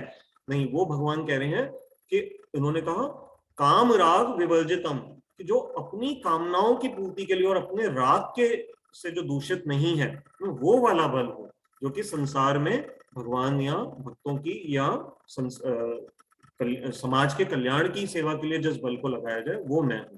और एक बड़ा महत्वपूर्ण इसमें एक लाइन आ रही है इसमें श्लोक में 11वें में, कि धर्म के अविरुद्ध काम मैं हूं। यहाँ पर काम मतलब सेक्स लाइफ है। तो इसलिए हमारे यहाँ जो विवाह संस्कार है, विवाह को हम एक आश्रम के रूप में कहते हैं, गृहस्थ आश्रम। और विवाह के जब पति पत्नी में जब ये यज्ञ कराया जाता है, यज्ञ जो होता है, पुरोहित आकर के जो यज्ञ कराते हैं मंत्रों के द्वारा, उसके बाद पुरुष और स्त्री संतान को संसार में ला सकते हैं कामना की उपयोग करते हुए, काम भाव का उपयोग करते हुए उसको भी वो कर रहे हैं। लेकिन भगवान कह रहे हैं मैं कौन सा वाला काम हूं? क्या सभी तरह की सेक्स लाइफ भगवान कृष्ण है? नहीं, वो कह रहे हैं धर्म अविरुद्धो, धर्म के विरुद्ध जो काम है वो मैं नहीं हूं। जो धर्म सम्मत काम है वो मैं हूं। तो धर्म सम्मत काम क्या है? कि before marriage no sex allowed in Vedic life, ठीक है। सन्यासी जीवन नो सेक्स अलाउड। Even वानप्रस्थ में भी it has to be discontinued. Only in the गृहस्थ आश्रम sex life is allowed. तो भगवान कह रहे हैं ये वाला जो धर्म अविरुद्ध जो काम है, वो जो संतान की उत्पत्ति के लिए ही जिसमें प्रवृत्त हुआ जाता है, हे भरतवर्षभ, वो तुम मुझे ही जानो उस रूप से। 12वें में कह रहे हैं कि ये जितने भी तरह के जो सात्विक राजसिक भाव इत्यादि हैं, ये सब मुझसे ही आ रहे हैं, लेकिन ये मत समझ लेना कि उनसे मैं प्रभावित हो जाता हूँ। ये अभी ऊपर जो वर्णन आया ना, क्योंकि भगवान ने कई तरह की एनर्जीज का वर्णन किया, धर्म के विरुद्ध काम इत्यादि। तो सतोगुण, रजोगुण और तमोगुण का जो प्रभाव है, भगवान कह रहे हैं ये तीनों गुण आते मेरे से ही हैं। क्यों? क्योंकि मैं गुणों का ईश्वर हूँ, गुणों को कंट्रोल करता हूँ, है ना। तो लेकिन मैं उनमें, देखो अंतिम शब्द ध्यान से पढ़ो, न तो अहम तेषु ते मयि, मैं उनमें नहीं हूं, वो मुझ में है। तो मैं उनमें नहीं हूं का मतलब क्या है? न तो अहम तेषु, मैं उनमें नहीं हूं, उन गुणों में मैं नहीं हूं। तो इसलिए संसार में अगर कोई बुरा कार्य हो रहा है, तमोगुणी कार्य, तो उसको ये नहीं समझ लेना चाहिए कि भगवान उसमें है। तो इसलिए आपको समझना पड़ेगा कि पाप और पुण्य में कैसे हमें ये डिस्टिंक्शन करनी है। तो भगवान कह रहे हैं मैं उनमें नहीं हूं। बट वो उनकी जो सत्ता है वो मेरी सत्ता पे ही निर्धारित है, आधारित है, मेरे से ही वो आ रही है। तो उनका स्रोत मैं हूं, लेकिन मैं उनमें प्रेजेंट नहीं, दे आर विद इन मी। इसके बाद 13वें श्लोक में हम देख रहे हैं कि ये जो सारा का सारा संसार है, ये इन 3 गुणों से मोहित होकर होने की वजह से मुझे नहीं जान पाता है। क्यों मुझे जान पाता है? क्योंकि मैं इन तीनों गुणों से ऊपर हूं और अव्यय हूं, परम भी हूं और अव्यय हूं। मेरे अंदर इन गुणों का कोई विकार नहीं आ सकता। हमारे अंदर, हमारे मन में विकार आ जाता है, परंतु भगवान कह रहे हैं कि मेरे अंदर ये विकार नहीं आ सकता। ये 13वें श्लोक में हमने देखा। 14वां श्लोक बड़ा प्रसिद्ध श्लोक है, दैवी ही ऐसा गुणमयी मम माया दुरत्या माम ये प्रपद्यन्ते माया में काम तरंती। अब मान लो अर्जुन के मन में प्रश्न आए कि प्रभु अगर इन 3 गुणों से निकलना क्या अगर इतना मुश्किल है तो फिर हम कैसे इससे बच सकते हैं, कोई तरीका है? अब भगवान वो ट्रिक बता रहे हैं कि अर्जुन, ये जो गुणमयी माया है, सतोगुणी, रजोगुणी और तमोगुणी, ये किसी और की नहीं है, ये मेरी ही शक्ति है, मेरी ही माया है, मेरी ही सेविका है। दैवी, लेकिन है दैवी। दैवी मतलब तुम्हारे कंट्रोल में ये नहीं आएगी। इसलिए कहते हैं ना कि मोह माया से छोड़ना आसान काम नहीं है, भगवान की कृपा और भक्त संतों की कृपा से ही हो सकता है। तो इसलिए भगवान ने कहा कि ये बड़ी दुरत्या है, इसको तुम ऐसे नहीं पार कर सकते। लेकिन कह रहे हैं अच्छा तरीका क्या है? माम एव ये प्रपद्यन्ते माया मेताम तरंती थे। अगर कोई मेरी शरण में आ जाता है, अब पहली बार गीता में प्रपद्यन्ते शब्द ये आया है, प्रपद्यन्ते मतलब सरेंडर का भाव। तो जो गीता का मुख्य उपदेश बताया जाता है कि सरेंडर होना है भगवान के प्रति, उसको भगवान ने यहाँ पर अब डायरेक्टली इंट्रोड्यूस कर दिया कि जो मेरी शरण में आ जाते हैं, मैं बड़ी आसानी से उनको इस माया से पार करा देता हूँ। इसको एक बड़े सुंदर एग्जाम्पल से भी समझ सकते हैं। आप किसी बहुत अमीर आदमी के घर पे मिलने गए, मिनिस्टर के यहाँ पर, तो आप देखते हो मिनिस्टर के बाहर गार्ड्स खड़े होते हैं, ठीक है। अब आप घर में घुसने की कोशिश करोगे तो वो गार्ड आपको नहीं जाने देगा, वहां पर डॉग्स भी हो सकते हैं, और अगर आप जबरदस्ती घुसोगे तो वो गार्ड जो है वो डॉग को आपके ऊपर छोड़ देगा। तो अब आप अगर उस समय उस गार्ड को ये बताओ कि जो आपके मालिक हैं घर के, वो मुझे जानते हैं, आप उनको फोन करके पूछिए।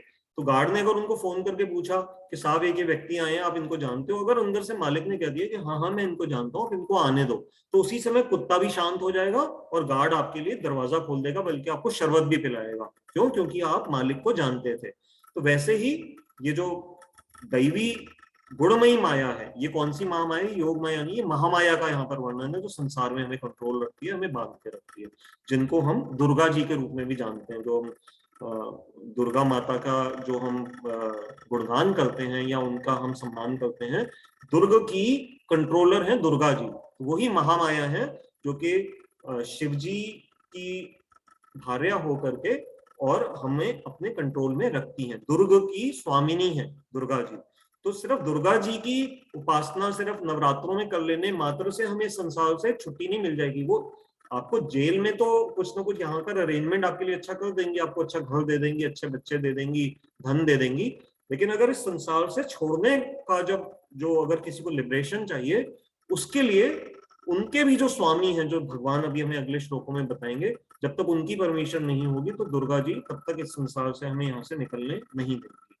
तो अब अगर मान लो अर्जुन के मन में प्रश्न आए कि प्रभु अगर ऐसी बात है तो फिर सारा संसार फिर तो आपके पास ही आ जाता होगा, है ना, कि क्यों नहीं? तो भगवान कह रहे नहीं, ऐसा नहीं कि सभी लोग मेरे पास आ जाते हैं, कुछ ऐसे भी लोग हैं जो नहीं आते हैं। तो भगवान यहाँ पर बता रहे हैं 15वें श्लोक में, ये भी बड़ा प्रसिद्ध श्लोक है, कि 4 तरह के लोग हैं जो मेरे पास नहीं आते हैं। इसमें आप देख रहे हैं मूढ़, नराधम, माया अपहृत ज्ञान और आसुरम भाव आश्रिता, ये 4 डेफिनेशंस आई हैं। इसमें हम ज्यादा डिटेल में तो अभी नहीं जा पाएंगे, लेकिन मैं फिर आपको बस इनके अर्थ बता देता हूँ। मूढ़ का मतलब ये है कि जो पढ़ा लिखा टाइप भी नहीं है, या पढ़ा लिखा बहुत मिनिमम सा पढ़ा हुआ है और उसके अंदर समझने की शक्ति नहीं, वो तो होते हैं मूढ़। तो वो सिर्फ संसार के काम करने में बस जीवन में लगे हुए हैं। नराधम होते हैं जो पढ़े लिखे तो हैं, अंडरस्टैंड करने की शक्ति भी है, उनकी फैकल्टी विकसित है ज्ञान, लेकिन उनको इंक्लिनेशन ही नहीं है, उनको अपने जीवन के उद्देश्य के प्रति कोई विशेष इच्छा ही नहीं है कि हम जाने, बस ठीक है जीवन चल रहा है चलने दो।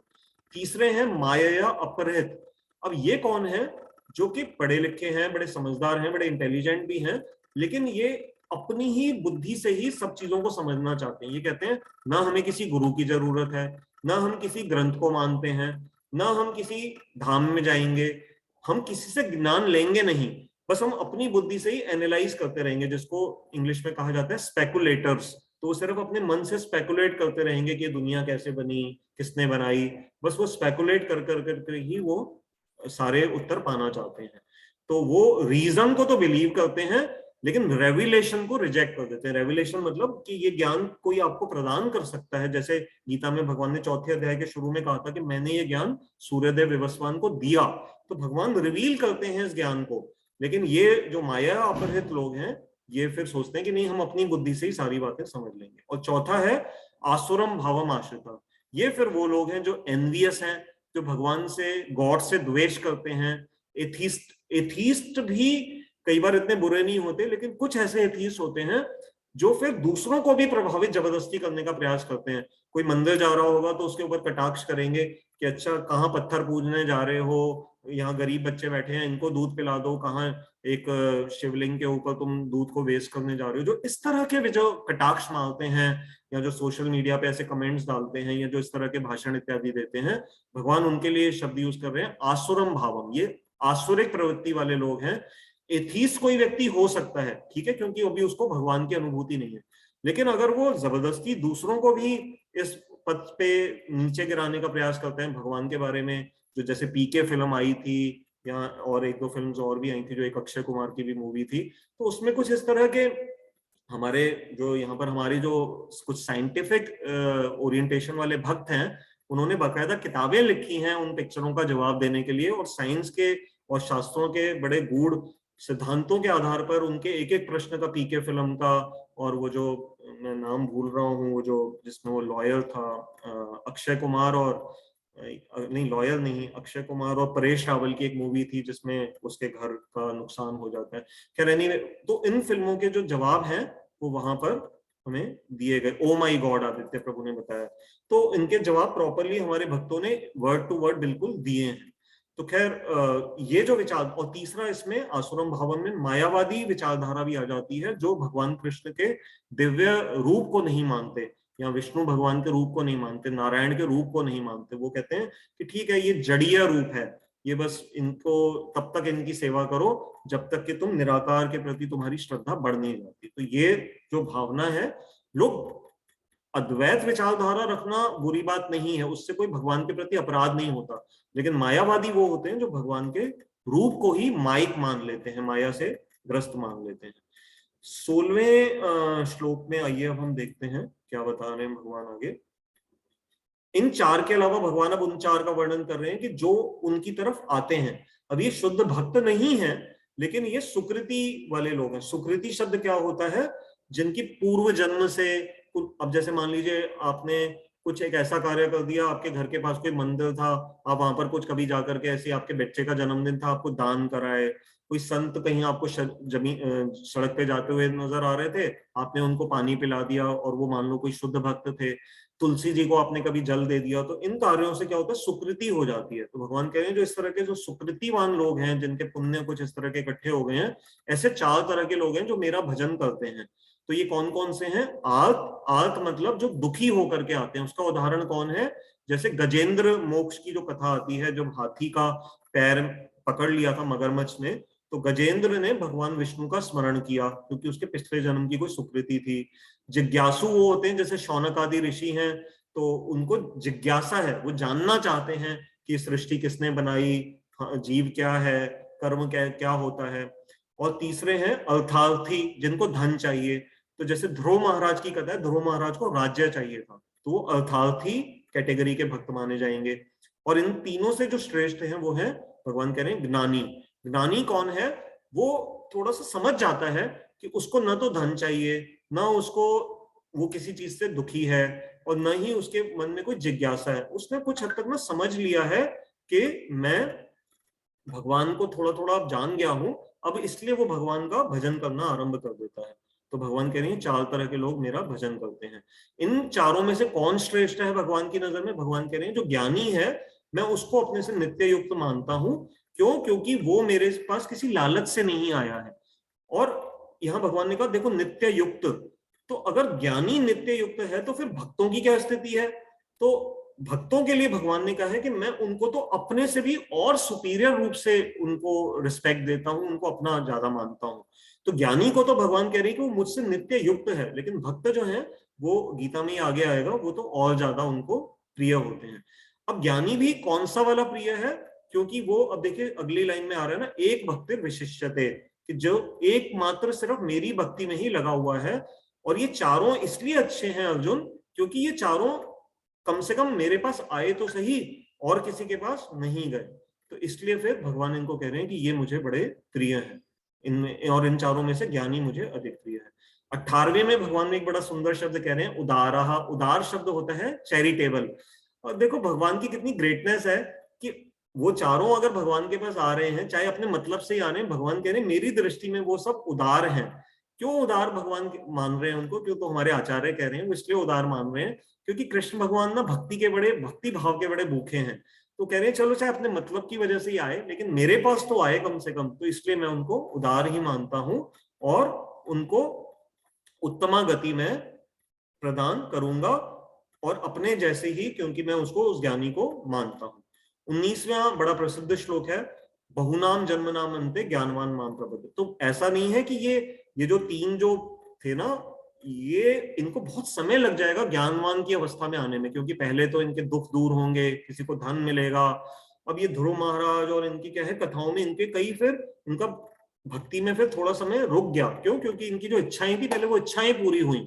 तो भगवान कह रहे हैं बहुत जन्मों के बाद जाकर के फिर इनको ज्ञान होगा मेरे बारे में। और जो पहले लेवल का ज्ञानी भी जो था, अभी उसको भी कई जन्म लग जाते हैं। वो भक्ति जब ये सब करना आरंभ करते हैं तब जाकर के ये फिर मेरे तरफ बढ़ते हैं। और ये बड़े सुदुर्लभ, भगवान कह रहे हैं ऐसे महात्मा दुर्लभ ही नहीं सुदुर्लभ हैं। और इनका लक्षण क्या होता है, वासुदेव सर्वमिति। ये वासुदेव का सारे संसार में दर्शन करते हैं।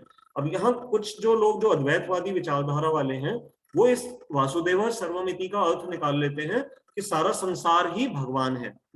तो हाँ, ये बात सही भी है, लेकिन इसका ये अर्थ नहीं है कि अगर सारा संसार ही भगवान है, अगर तुमने ये अर्थ निकाल लिया तो फिर कुत्ते को और भगवान की मूर्ति को एक जैसा ही सम्मान दोगे। तुम कहोगे जी इसमें भी भगवान है, मूर्ति में भी भगवान है, मेरे लिए तो दोनों बराबर हैं। मैं कुत्ते को जूता मार रहा हूं तो मैं भगवान की मूर्ति पे भी जूता मार दूंगा, मेरी दृष्टि में मैं तो ज्ञानी हूं, मेरे लिए सब बराबर है। नहीं, ये बात नहीं है। यहाँ संस्कृत के जो नियम लागू होंगे, वासुदेव शब्द पहले आ रहा है, सर्वम शब्द बाद में आ रहा है। तो वासुदेव प्रोमिनेंट है। यहाँ पर जो रिस्पेक्ट दी जा रही है वो वासुदेव अर्थात भगवान कृष्ण को दी जा रही है। वसुदेव के पुत्र वासुदेव हैं, वो सब कुछ है। तो जो प्रोमिनेंस दी जा रही है वो भगवान की ग्रेटनेस को दी जा रही है। इसका एक बड़ा सुंदर उदाहरण चैतन्य चरण प्रभु ने दिया अपनी क्लास में। जब प्रहलाद महाराज से हिरण्यकशिपु ने पूछा कि तुम्हारे भगवान कहाँ हैं, तो प्रहलाद महाराज ने कहा सब जगह है। तो हिरण्यकशिपु ने कहा कि ये जो सामने खंबा है इसमें भी है, तो प्रहलाद महाराज ने कहा है। तो उसने खंबे पे अटैक कर दिया, खंबा टूटा और उसमें से भगवान नरसिंह प्रकट हो गए। तो जब नरसिंह भगवान प्रकट हुए तो क्या उस समय प्रहलाद महाराज ने खंबे को हार पहनाया या नरसिंह भगवान को पहनाया? तो वर्णन आता है कि नरसिंह भगवान को हार पहनाया। खंबे का ठीक है हम सम्मान करेंगे क्योंकि भगवान वहां से प्रकट हुए थे, लेकिन खंबे को उतनी इंपॉर्टेंस नहीं दी जाएगी जितनी नरसिंह भगवान को दी गई। तो ये एक एग्जाम्पल है जिससे हम समझ सकते हैं कि अभी इसमें और भी बहुत सारी गूढ़ बातें हैं, परंतु मैं यहाँ पर अभी और डिटेल में इतना जा नहीं सकता। 20वें श्लोक में हम देख रहे हैं भगवान, अगर अर्जुन के मन में मान लो प्रश्न आए कि प्रभु अगर आप तो सब जगह हैं तो फिर सारे लोग क्या आपके पास आ जाते हैं? तो भगवान कह रहे हैं नहीं नहीं, सारे नहीं आते, कुछ ऐसे भी हैं जो कि मेरे पास ना आकर के देवताओं के पास जाते हैं। क्यों? क्योंकि उनका जो हृदय है वो कामनाओं से हर लिया गया है। तो जिनकी इंटेलिजेंस भगवान कह रहे हैं कि मटीरियल डिजायर्स के द्वारा स्टील कर ली गई है, वो अन्य देवताओं की शरण में जाते हैं। और उनकी श्रद्धा देवताओं में कौन स्थित करता है, ये देखिए आप लोगों के लिए बड़ी गूढ़ रेवलेशन है। आज मुझे 10 मिनट क्लास थोड़ी और लेनी पड़ेगी क्योंकि ये इंपॉर्टेंट श्लोक है। कि हमें लगता है ना कि हमने अपने घर में मान लो बेटे की शादी करनी थी और हमने माता के जगराते किए या शिव जी के कोई व्रत किए या हमने सूर्य देव की उपासना करी और हमारी जब वो इच्छा पूरी हो गई तो फिर उससे हम देखते हैं कि हमारी श्रद्धा उनमें बढ़ जाती है, उन देवी देवता में। भगवान कह रहे हैं कि ये जो श्रद्धा तुम्हारे हृदय में जो स्ट्रॉन्ग और स्टेडी करने वाला कौन है, भगवान कह रहे हैं मैं करता हूँ। मैं उसको दृढ़ कर देता हूँ, क्योंकि मैं तुम्हारे हृदय में परमात्मा रूप में हूँ। वो देवी देवता तुम्हारे हृदय में मौजूद नहीं है, परमात्मा रूप में सिर्फ भगवान विष्णु या भगवान कृष्ण है हमारे हृदय में। लेकिन वो जेलस नहीं है, वो ये नहीं जबरदस्ती हमें अपनी तरफ जबरदस्ती नहीं आकर्षित कर लेते। कहते हैं ठीक है, तुमने कामना पूरी करनी है और अगर तुम इन देवी देवता की तरफ जाना चाहते हो तो ठीक है, मैं तुम्हारी श्रद्धा को उसमें स्थित कर लेता हूँ, क्योंकि कम से कम तुम मेरी मिनिस्ट्री के किसी मिनिस्टर को कम से कम एक्नॉलेज तो कर रहे हो। इसलिए भगवान उनको इस तरह से उनकी श्रद्धा को दृढ़ कर देते हैं। ये भी बड़ा सुंदर श्लोक है, इसको बोलने में भी बड़ा सुंदर आता है। यो यो याम याम तनुम भक्तः श्रद्धया तुम इच्छति। भगवान कह रहे हैं जो जो जिस जिस तनु, तनु मतलब होता है शरीर, तो जिस जिस शरीर धारण करने वाले देवी देवता की उपासना करने की इच्छा कोई भी श्रद्धालु अपनी प्रकट करता है, मैं उसकी श्रद्धा को उसमें दृढ़ कर देता हूँ, स्थापित कर देता हूँ, ताकि कम से कम वो उन देवी देवता की तरफ कम से कम डेडिकेशन से लग तो सके। फिर 22वें में कह रहे हैं कि वो क्या करता है, अपनी उस श्रद्धा से जो मैंने दृढ़ कर दी है उस देवी देवता के प्रति, मैं उसके ऊपर ये कृपा कर देता हूँ, और जब वो फिर उसकी अपनी ये इच्छा पूरी हो जाती है, अपनी वो कामनाओं को पूरा कर लेता है, तो फिर उसको थोड़ा सा श्रद्धा आती है। और ये जो श्रद्धा है, परंतु वास्तव में भगवान कह रहे हैं कि ये जो उसको जो वो घर मांग रहा था, सुंदर पत्नी या पति मांग रहा था, या उसको संतान नहीं थी और जो संतान मिल गई शिव जी के व्रत करने से या माता के जगराते इत्यादि करने से या नवरात्रों का पालन इत्यादि करने से, वो दिया किसने, वो दिया मैंने। भगवान कह रहे हैं, ये देखो शब्द आ रहा है कि अयम एव विहितान अहितान, कि इनको देने वाला कौन है, वो देता मैं हूं। क्योंकि ये जो सारी जो लक्ष्मी जी हैं, लक्ष्मी जी किसकी सेविका हैं, भगवान नारायण की वो पत्नी है, उनके साथ सब समय रहती हैं। तो लक्ष्मी जी की अगर किसी के ऊपर कृपा हो रही है तो देने वाले भगवान नारायण ही हैं। तो इसमें एक बड़ा सुंदर उदाहरण भी है, बस शॉर्ट में उसको समझ लेते हैं। जैसे कोई बच्चा, एक बड़े अमीर राजा का एक बच्चा है जो घर छोड़ करके चला गया है। अब वो राजा से रूठ गया है, राजा की बात सुनना नहीं चाहता, तो राजा ने अपने एक मिनिस्टर को उसके पास भेजा कि भाई तुम्हें उसको जो भी उसको चीज चाहिए ना तुम उसको दे दो। तो अब वो राजा के ही खजाने से वो मिनिस्टर ने कोई चीज ली और बच्चे को ला करके दे दी। बच्चे की इच्छा पूरी हो गई, बच्चे को लग रहा है किसने मुझे चीज दी, मिनिस्टर ने दी। लेकिन मिनिस्टर जानता है कि मैंने तो राजा के खजाने से ही लेकर के चीज दी है। इसलिए ये बात भगवान यहाँ पर क्लियर कर रहे हैं। बस अभी 5-6 श्लोक और रह गए हैं। अब भगवान अंतर समझा रहे हैं कि देखो 23वें श्लोक में अंतवत्तु फलम देशाम, बट अर्जुन फर्क क्या है, जब मेरे पास कोई आता है सुकृतिवान, उन्होंने भगवान ने अर्जुन को इसलिए कहा था पिछले 3-4 श्लोक पहले कि जो श्रद्धा से मेरे पास आते हैं उनको तो मैं एटर्नल फल देता हूँ, सदा रहने वाला फल देता हूँ। लेकिन जो लोग देवी देवताओं के पास जाते हैं, तो क्योंकि देवी देवताओं की ही सत्ता सदा रहने वाली नहीं है, शिवजी को छोड़ करके, Shivji is a different position personality, उनके बारे में कभी हम बाद में चर्चा करेंगे। शिवजी को छोड़ करके बाकी जो अधिकांश देवी देवता हैं वो तो सदा रहने वाले नहीं है। स्वयं ब्रह्मा जी भी, जिनकी आयु सबसे अधिक है, उनको भी एक दिन वो पद छोड़ना पड़ता है। तो भगवान कह रहे हैं अंतवत्तु फलम तेषाम, की वो जितना भी आप उनसे फल मिलते हैं वो फल भी एक समय पे अर्जुन समाप्त हो जाएंगे। तो भगवान ने यहाँ पर एक शब्द यूज किया है अल्पमेधसाम। तो कई जो देवी देवताओं के उपासक हैं, देखो हमारे घरों में भी होती है, सम्मान दिया जाता है, इसलिए आप भी कई सुन रहे होंगे। मैं इस शब्द को थोड़ा सा क्लियर कर देता हूँ, कईयों को थोड़ा सा अच्छा नहीं लगता कि भगवान ने अल्पमेधसाम शब्द क्यों यूज किया। तो इसको देखने का एक दूसरा तरीका है। मेधा कहते हैं बुद्धि को, यहाँ कह रहे हैं, भगवान कह रहे हैं बुद्धि तो है उनमें, जो देवी देवताओं को भी स्वीकार कर रहे हैं और उनसे कोई फल मांग रहे हैं। लेकिन भगवान कह रहे हैं ये पूर्ण बुद्धि नहीं है, इसमें अभी थोड़ी सी कमी है। पूर्ण बुद्धि वाला कौन उपासक होगा, जो भले देवी देवताओं की उपासना भले क्यों ना करे, उनको सम्मान भले दे, लेकिन इस भावना से दे कि देवी देवता अपने आप में स्वतंत्र नहीं है, वो भगवान के ही पार्ट एंड पार्सल्स हैं। तो जो इस दृष्टि से देखता है उसकी बुद्धि तो पूर्ण है। और जो उनको उनसे अलग कर करके देखेगा, जैसे रावण ने राम जी को तो मारने का प्रयास किया, उनकी पत्नी का अपहरण कर लिया, लेकिन रावण ने शिव जी को प्रसन्न करने की बड़ी इच्छा करी। तो वो सोच रहा था कि शिव जी और राम जी अपने आप में डिफरेंट तत्व हैं, वो उनमें ही भेद कर रहा है। लेकिन रावण कौन है, असुर है, अंततः भगवान राम ने उसको मारा।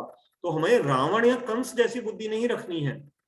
हिरण्यकशिपु इत्यादि ने भी तपस्याएं बहुत करी थी, लेकिन उन्होंने ब्रह्मा जी से तपस्या करके वर क्या मांगा कि मैं एक तरह से मुझे अमर बना दो क्योंकि मैं विष्णु को मारना चाहता हूँ। तो वो ये नहीं जानता कि ब्रह्मा जी जो उसको वो भी दे रहे हैं, उसकी इच्छा पूरी भी कर रहे हैं, वो भगवान विष्णु की शक्ति से ही उसकी इच्छा पूरी कर रहे हैं। तो ये बातें बड़ी समझने की हैं। और एक इसमें बड़ी बहुत समझने वाली बात है इसी श्लोक में कि देवान देव यजो यान्ति मद भक्ता यान्ति मामपि, कि जो देवताओं की उपासना करेगा भगवान कह रहे हैं वो देवलोकों को जाएगा, और जो मेरे भक्त हैं वो मेरे पास आएंगे। तो दुनिया में ऐसे बहुत सारे लोग गलत प्रचार करते हैं कि किसी भी देवी देवता की उपासना कर लो कि सब एक ही है जी, सब एक ही है जी। बस ये एक सिंपल एक डायलॉग लोगों ने सुन लिया कहीं से, सब एक ही है, सब एक ही है, कि भाई जिसकी भी उपासना कर लो कि वहीं पहुंच जाओगे जहां सब जा रहे हैं। तो आप मुझे बताइए क्या दुनिया में ऐसा कहीं होता है कि Aditya, we are not naming any mission, क्योंकि हो सकता है उनमें भी कुछ अच्छी बातें हो, तो वो हमारा पर्पस नहीं है, परंतु अगर कोई ऐसी बात कह रहा है तो उसमें थोड़ा सा हमें ये समझना चाहिए कि गीता में भगवान क्या कह रहे हैं।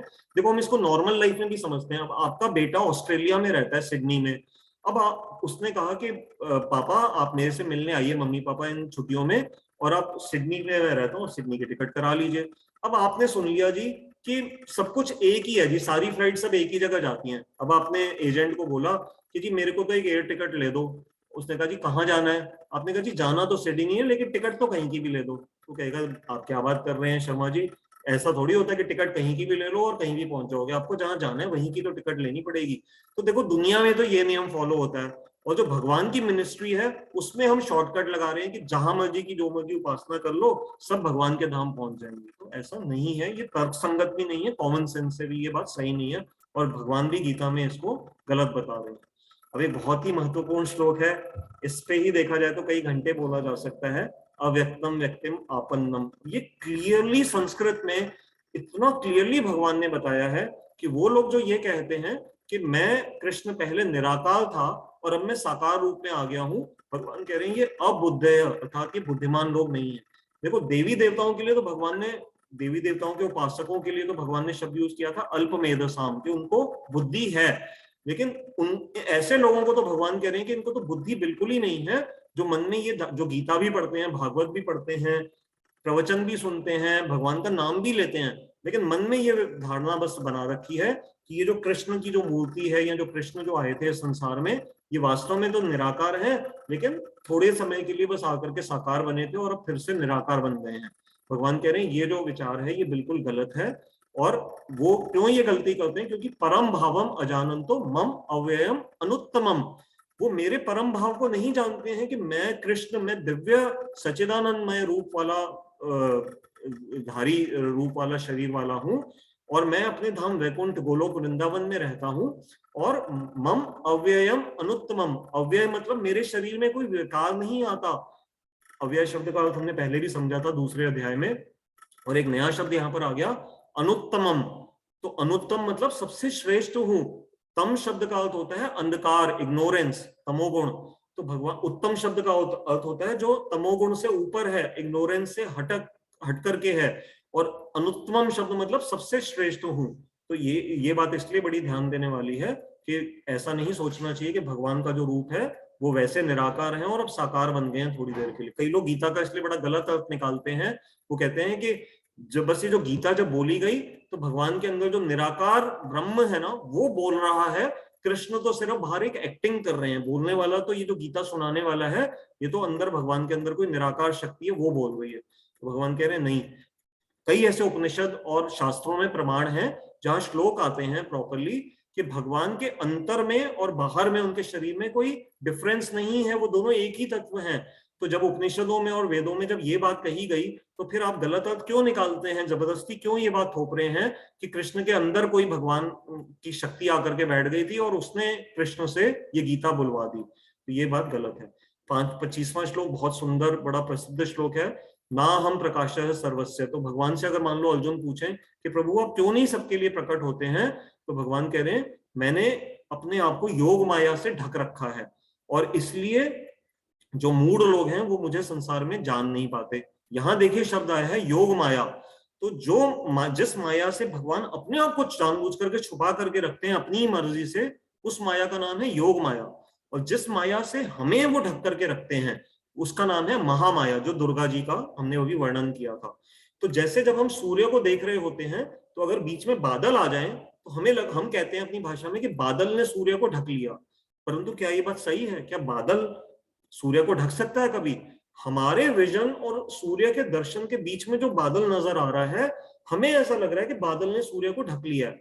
परंतु जब कोई आप उन बादलों को पार कर करके हवाई जहाज में ऊपर चले जाते हैं तो आप देखते हैं कि सूर्य तो वैसे ही चमक रहा है, जब हम जमीन से देख रहे थे तो हमें लग रहा था कि बादल ने सूर्य को ढक लिया है। तो ऐसे ही भगवान ने अपने आप को, भगवान अगर सूर्य के समान हम मान लें इस एग्जाम्पल में, तो भगवान की योगमाया शक्ति ने भगवान को हमसे छिपा रखा है, उन्हीं की इच्छा से ही छिपा रखा है। और भगवान कह रहे हैं कि जो इसी छुपाने की वजह से ही संसार में लोग मुझको अव्यय के रूप में नहीं समझ पाते। मैं तो अजम, माम अजम, अब देखो भगवान ने कहा अजम, अर्थात मैं तो अजन्मा हूं। लोग सोचते हैं कि मैंने तो यहाँ देवकी के रूप के यहाँ जन्म लिया या यशोदा जी के यहाँ जन्म लिया, परंतु वास्तव में यशोदा मेरी नित्य माँ है। वो तो गोलोक वृंदावन धाम में मेरे साथ सदा रहती हैं, नंद बाबा सदा रहते हैं, देवकी जी सदा रहती हैं मेरे साथ मेरे धाम में।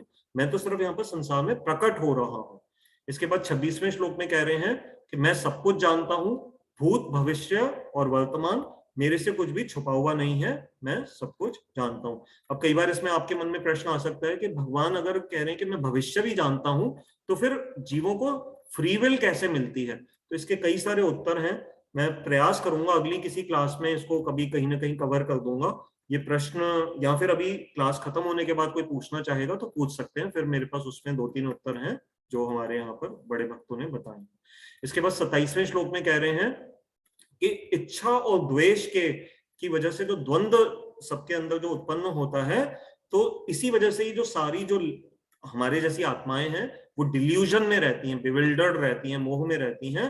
क्यों? क्योंकि जो डिजायर और हेट, ये जो है सम्मोह, इसी से ही हम सम्मोहित रहते हैं परम तप। ये इसकी वजह से ही सारा संसार बंधन में है।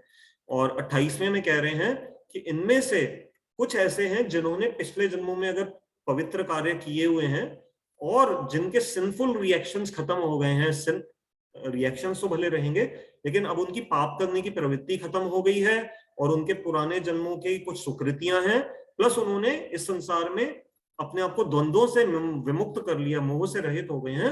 वो फिर दृढ़ता से कह रहे हैं भगवान भजन्ते माम दृढ़वतः। तो ये हमारे लिए इसमें एक भजन करने वालों के लिए एक इसमें उपदेश आ रहा है।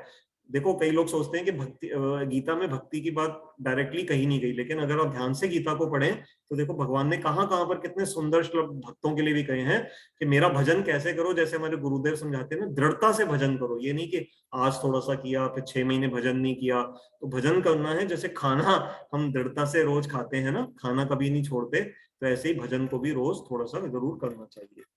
अब बस 29वां श्लोक सेकंड लास्ट श्लोक है।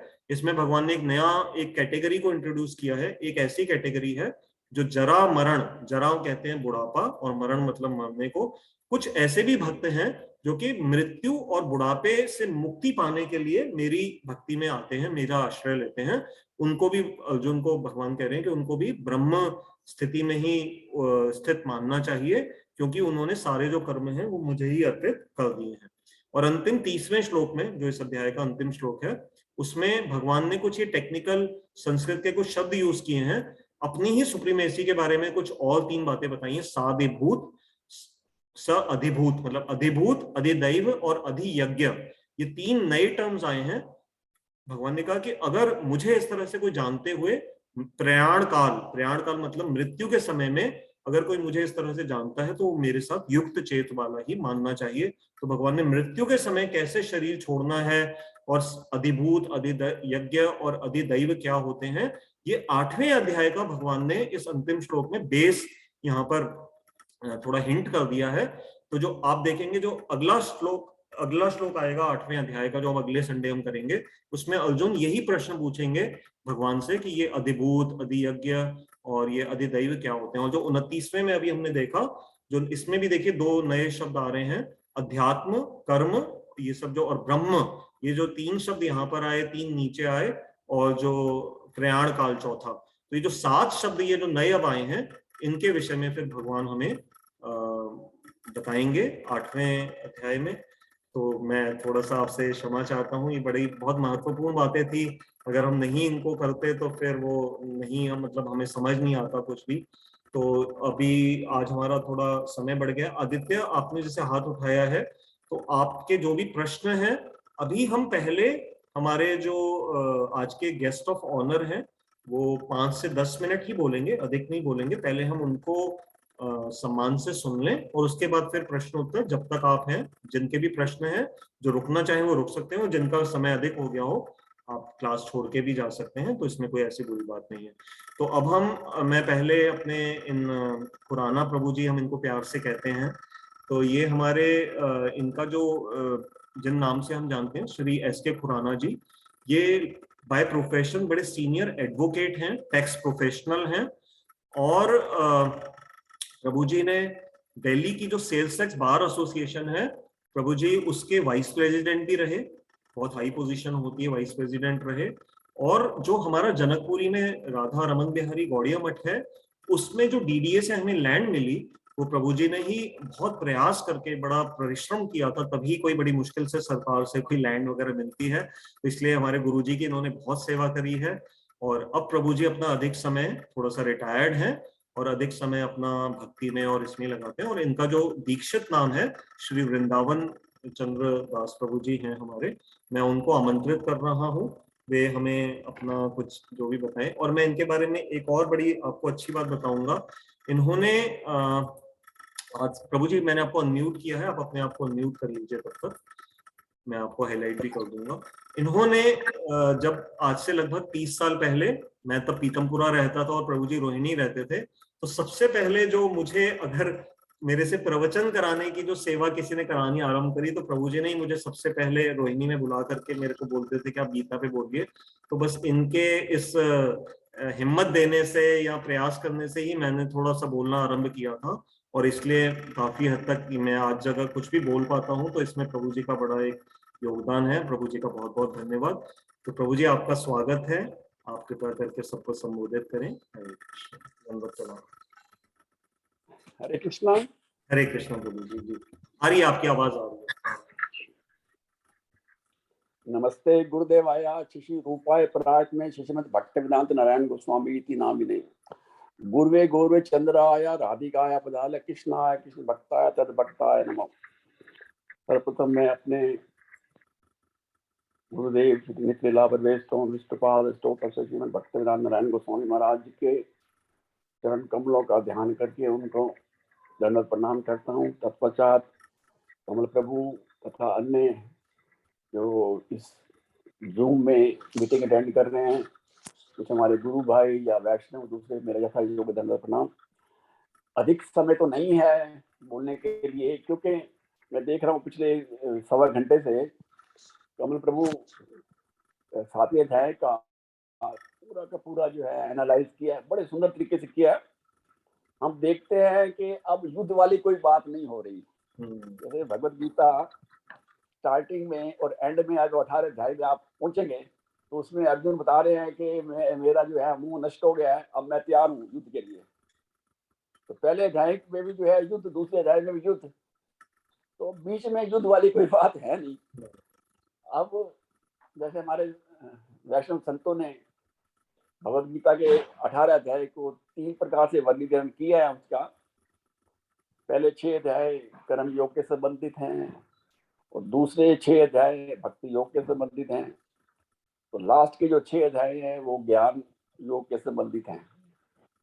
तो पहला पड़ाव जो है कमल जी ने पार कर लिया, आज दूसरे पड़ाव में उन्होंने अपने चरण रखे हैं। बड़ा ही सुंदर तरीके से उन्होंने लाइव किया है, शुरुआत बड़ी अच्छी की है उन्होंने। 6ठे अध्याय के लास्ट श्लोक के अंदर जो है भगवान हिंट दे रहे हैं भक्ति योग का, कि मुझे सब योगियों में से योगी कौन पसंद है। ये सब बातें जो है कमल जी ने बताई, और फिर 7वां अध्याय जो शुरू किया, उसके 5 सेक्शन इन्होंने जो है वो किए, डिवाइड किए। और पहला जो सेक्शन था 1 से 3 जो श्लोक हैं उसके ऊपर उन्होंने बोला। उसके बाद जो सेक्शन उन्होंने लिया भगवान जी की भिन्न भिन्न विभूतियां, वो 7वें अध्याय में भी उन्होंने जो है ये बताई हैं 10-12 श्लोकों के अंदर। और परा प्रकृति अपरा प्रकृति के बारे में उन्होंने बताया, और मुझे बड़ा अच्छा लगा। उन्होंने जल को जो है किस तरह से संबोधित किया। ये लोग कहते हैं कि जल का स्वाद नहीं है, उन्होंने उदाहरण दिया कि एक कोई डिजीज होती है, इसको कोई उसको थूक नहीं आती। मेरे भी कोई पहचान वाले हैं, मेरे ब्रदर हैं, उसका कोई आगे कुलीग है, उसको यही बीमारी है जिसके प्रभु जी बोल रहे हैं। तो उन्होंने भी बताया कि जिसको ये बीमारी है, कहते मैं इसको बड़े हल्के में लेता था, बार बार थूक फेंकना, अब मेरे को थूक ही नहीं आती। तो किस तरह से जो है भगवान कह रहे हैं कि मैं जो है जल में स्वाद हूँ। तो जब हमें प्यास लगती है, कितना तड़पते हैं पानी को, तो वहां भी हमें स्वाद मिलता है। इस तरह से समझाया कि उसके बाद जो है फिर उन्होंने जो है समझाया 14वां 15वां 16 जो कि हम लोग भक्तों को डटे होने चाहिए। ये श्लोक 14 देवी वर्ष गुरु माई मम्मा दुरत्या, जब हम प्रचार करते थे स्टोन में थे तो ये बड़ा सुंदर श्लोक हमारे मुंह को झलकता था। देवी वर्ष गुरु माई मम्मा दुरत्या, और 4 प्रकार के जो भक्त हैं वो शरण में आते, 4 नहीं आते। पहले बताए गए 4 नहीं आते, बाद में बताए गए 4 आते हैं। तो इस तरह से जो है बड़ा सुंदर 14 15 16 श्लोक करने के बाद फिर वो आगे उसके ऊपर देवी देवताओं के ऊपर आ गए। हालांकि तीसरे अध्याय के अंदर भगवान स्वयं कह रहे हैं कि जो है यज्ञ करो, यज्ञ से देवता प्रसन्न होते हैं, और फिर देवता प्रसन्न होंगे तो प्रचुर मात्रा के अंदर वर्षा होती है, वर्षा से अन्न पैदा होता है, अन्न से जो है जीवन चलता है। तो उस अन्न को जो है तो अर्पित करो देवी देवता को, ये बता रहे हैं तीसरे अध्याय में। और यहाँ पर जो है भगवान जो है थोड़ा सा हल्का सा यू टर्न लगता है देवी देवताओं के ऊपर, कि भाई किस तरह से वो बता रहे हैं कि भाई देवी देवता को जो शरण करते हैं वो अल्प बुद्धि ऐसा संबोधित करके। लेकिन जब तो तीसरे अध्याय में जो बताया है वो शुरुआत थी, कि शुरुआत के अब एकादशी को देखते हैं, जो एकादशी की कथाएं हैं 24 एकादशी कथाएं हैं, उनमें हम पढ़ के देखते हैं तो यही लगता है कि भाई एक राजा था या कोई भक्त था, उसके संतान नहीं हो रही थी, तो जो है उसने व्रत रखा एकादशी का, फलस्वरूप उसका पुत्र हो गया। असल में एकादशी का जो फल है पुत्र नहीं है, एकादशी का ये गौण फल है, फल तो है गौण फल है। जो मेन फल एकादशी का है वो तो जो है भगवान का प्रेम सानिध्य प्राप्त करना। तो इस तरह से जो है शुरुआत में तो किसी को ऐसे करना पड़ता है ना कि ये तुम करो तुम्हें अच्छा हो जाएगा, तुम्हारा सब ठीक हो जाएगा, जीवन ठीक हो जाएगा। तो धीरे धीरे जो है ये भगवान भी बताते आ रहे हैं कि देवी देवता की जो पूजा करते हैं देवों के पास जाएंगे। 9वें अध्याय में बताया 22वें श्लोक के अंदर। तो इस तरह से जो देवी क्योंकि जो देवता है बता दे प्रभु जी के, जो शिव जी है वो उनकी पोजीशन अलग है, बाकी जितने ही देवता हैं वो उनकी भी आयु एक सीमित आयु है। इवन ब्रह्मा जी की आयु बड़ी सीमित है ना। तो जब उनकी आयु सीमित है तो उनका फल भी सीमित होगा। तो इस तरह से जो है भगवान जो है फिर बहुत सुंदर श्लोक में आगे बताते हैं कि ना हम प्रकाश सर्वसे योग माया सुविधा, ये जो ज्ञान का प्रकाश है ये सबको नहीं देता। यहाँ पे महाभारत में देखते हैं जब भगवान श्री कृष्ण आए थे 5 गांव मांगने के लिए, समझौता कराने के लिए आए थे, तो वहां पर जो है दुर्योधन बुखला गए, उनको बुरा लगा, अपने सैनिकों को जो है उन्होंने आदेश दिया कि बंदी बना लो इसको। तो वो सब क्या थे, वो भगवान कहते हैं कि जब मूर्ख मुझे थोड़ा ध्यान दे, नाम प्रकाश सर्व है, उन्होंने ज्ञान का प्रकाश सबको थोड़ा दिखाया। कोई जो देखने वाले थे, भीष्म पितामह देखने वाले थे वो हाथ जोड़े थे, और जो है जो विदुर भक्त थे वो हाथ जोड़े थे। इस तरह जो भक्त थे, भक्तों से तो भगवान छिप नहीं सकते ना, किसी तरीके से नहीं छिप सकते भगवान। तो इस तरह से बड़ा सुंदर सुंदर, मैं तो बड़ा अच्छा मैंने आज इसको पूरा देखा इसी नहीं तो बड़ा अच्छा लगा मेरे को। किस तरह से बड़ी मेहनत की है कमल जी ने, मैं देख रहा हूँ एक एक श्लोक के ऊपर उसके पार्ट बनाकर उसको पार्टों में डिवाइड कर बड़ा अच्छा ये प्रोग्राम चल रहा है। जितने भी श्रोता हैं मैं उनको भी जो है उत्साहित तो कमल प्रभु कर ही नहीं है, अनुरोध और कर रहा हूँ मैं उनको इस प्रोग्राम को जो कंटिन्यू रखें और अधिक से लोगों को जो है जोड़ने का वो प्रयास करें। हरे कृष्ण प्रभु, धन्यवाद। हरे कृष्ण प्रभु जी, आपने बहुत ही कम शब्दों में लेकिन बड़े महत्वपूर्ण विषय पे आपने इसको एक तरह से समराइज कर दिया जो हमारी क्लास थी। तो बहुत ही आपका धन्यवाद। प्रभु से प्रार्थना है कि आपको स्वास्थ्य, अच्छी लंबी आयु प्रदान करें, ताकि अभी आपको गुरुदेव की बहुत सेवा करनी है और हमारे मंदिर का भी आप उतना ध्यान रखते हो, सारी टैक्स कंसल्टिंग वगैरह सारी आप ही गाइड करते हो। तो आपसे भी निवेदन है कि कभी कभी बीच बीच में आकर के हमें आशीर्वाद देते रहिएगा। बहुत बहुत धन्यवाद प्रभु जी। हरे कृष्ण।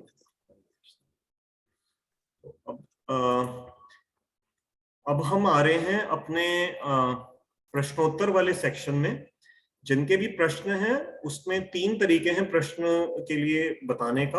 आपने जैसे देख रहे हैं कि आदित्य ने हाथ उठाया है, ऐसे साइन होता है जूम में, आप हैंड रेज कर सकते हैं या चैट बॉक्स में टाइप कर सकते हैं। और नहीं तो ये दोनों तरीके नहीं किसी को समझ में आ रहे हो तो अपना वीडियो ऑन करके अगर आप स्क्रीन पे भी हाथ उठा देंगे तो फिर मुझे थोड़ा सा उससे भी आइडिया लग जाएगा। तो आपके जो भी प्रश्न आप तब तक सोचिए और इधर से हम तब तक आदित्य प्रभु को अनम्यूट करते हैं और फिर तब तक आप अपने प्रश्न आगे के लिए तैयारी करिए। आदित्य, मैंने आपको अनम्यूट किया है। हरे कृष्ण प्रभु जी। हाँ, हरे कृष्ण आदित्य। प्रभु जी, मेरा फर्स्ट क्वेश्चन है, मेरे वैसे 4 क्वेश्चंस हैं। फर्स्ट क्वेश्चन ये है कि what is the correct order of the actions of the mind?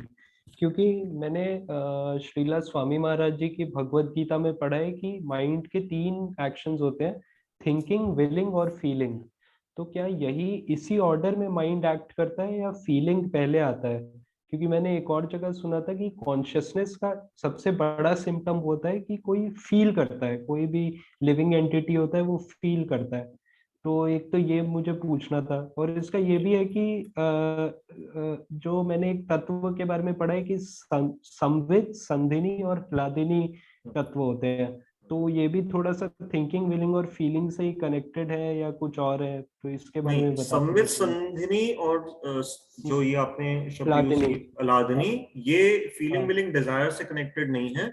वो तो भगवान अच्छा की 3 तरह की जो एनर्जीज की डिस्क्रिप्शन है वो है। संवित से अच्छा बेसिकली ज्ञान का संबंध होता है, अलादनी आनंद देती है, और संधिनी शक्ति भगवान के धाम को प्रकट करती है, जो फिजिकल रूप में प्रकट करती है। तो यस उसका प्रभु जी। उसका फीलिंग विलिंग डिजायर से कनेक्शन नहीं है। और जो फीलिंग विलिंग डिजायर के आप ऑर्डर की बात कर रहे हो कि पहले क्या है या कहाँ से है, मैंने कहीं पे हाँ। ऑर्डर, मतलब हो सकता है आपने कहीं पढ़ा हो, लेकिन मुझे इतना भी इस समय मैं रिकलेक्ट नहीं कर पा रहा कि उनका कोई क्या ऑर्डर भी होता है। बस इतना जरूर है कि जहां पर चेतना रहेगी, जहां भी जीवन रहेगा, तो उसके ये तीनों करेक्टरिस्टिक्स रहेंगे ही रहेंगे। तीनों ही उसके मूलभूत वो हैं, लक्षण हैं। फीलिंग, विलिंग और डिजायर। फीलिंग मतलब कोई भी चीज को थिंकिंग, वो विलिंग और करना। फीलिंग। हाँ, यस ऐसे भी प्रभु। कह सकते हैं। वैसे हमने फीलिंग विलिंग डिजायर के रूप में ज्यादा इसका वर्णन सुना है। तो अच्छा हाँ हाँ, तो थिंकिंग तो बेसिकली क्या है कि थिंकिंग थोड़ा सा ब्रेन का फंक्शन माना जाता है, इसलिए उसको आत्मा के साथ थिंकिंग के रूप में ज्यादा नहीं लिया गया है। फीलिंग, विलिंग एंड डिजायर, ये 3 प्योरली बताए गए हैं इस तरह से आत्मा के फंक्शन। अब इसमें पहले कौन सा आता है या बाद में आता है, मैं उसके बारे में इतना क्लियर नहीं हूँ। लेकिन अगर हम मान लें एक व्यक्ति कोमा में है, अगर हम उसका उदाहरण लें, तो उसमें कोमा वाले व्यक्ति का डिजायर शायद नहीं होता होगा, क्योंकि उसकी चेतना बिल्कुल सुप्त अवस्था में चली जाती है। विलिंग भी कुछ हद तक डिजायर जैसा ही होता है कि भी कुछ किसी चीज के बारे में विल करना। लेकिन फीलिंग जो है ना, वो अंदर कहीं ना कहीं पे वो रहती है कि मैं जिंदा हूं, उसकी अनुभूति में। तो वो देखा जाए तो फीलिंग फिर इस सेंस में लगता है कि ज्यादा एक वो है, मतलब करेक्टरिस्टिक है जो ज्यादा क्लोज है। अच्छा, यस प्रभु जी, मुझे भी ऐसा ही लग रहा था कि फीलिंग सबसे इम्पोर्टेंट है। और प्रभु जी, मेरा नेक्स्ट क्वेश्चन है कि जैसे मैंने सुना है कि सब कुछ, जैसे आप बता रहे थे कि इस दुनिया में पाप भी होते हैं, पुण्य भी होते हैं, तो क्या क्या कृष्ण करते हैं और क्या कृष्ण से अलग है? तो उसके बारे में मैंने एक लाइन सुनी है कि सब कुछ भगवान का विल नहीं होता है, पर सब कुछ पर भगवान की सैंक्शन होती है। तो क्या भगवान, सब कुछ भगवान चाहते नहीं है, पर सब कुछ भगवान अलाउ कर देते हैं? तो इसके बारे में थोड़ा सा बता दीजिए प्रभु जी कि क्या डिस्टिंक्शन है दोनों में। हाँ, वैसे आपके प्रश्न में ही उत्तर छुपा हुआ है। ये बात बिल्कुल ठीक है कि भगवान सब कुछ विल नहीं करते, मतलब सबको उस तरह से नहीं चाहते, नहीं है कि ऐसा हो। लेकिन अगर कोई जबरदस्ती कोई कार्य ऐसा करना चाहता है तो उसको फिर वो सैंक्शन कर देते हैं। तो परमात्मा का जो रोल बताया गया है, अनुमंता और साक्षी, जो हमारे हृदय में परमात्मा रूप में भगवान है, वो चाहे कोई बड़े से बड़ा कोई टेररिस्ट है, कोई एक बॉम्ब ब्लास्ट भी कर रहा है और उसको पता है कि वो उसी समय 500 आदमी मर जाएंगे, तो उसको, उसके हृदय में भी परमात्मा तो है, वो देख रहे हैं। परंतु वो इतना हेल बेंट है, वो करना ही चाहता है कि नहीं, वो इतना तमोगुण के अंदर प्रभावी है कि वो संसार में ये टेररिज्म के धमाके वगैरह करके दूसरों को नुकसान पहुंचाना चाहता है, तो अंततः फिर परमात्मा साक्षी भी है। देखो ध्यान रखना कि वो उसके कर्म को छोड़ेंगे नहीं, वो साक्षी हैं।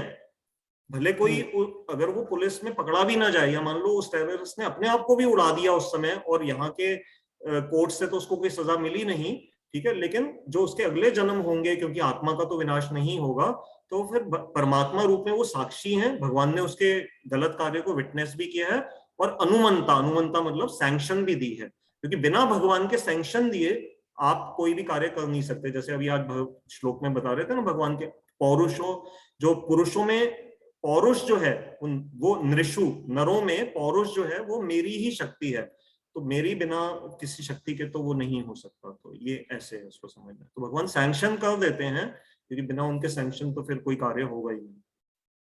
अच्छा, यस प्रभु जी।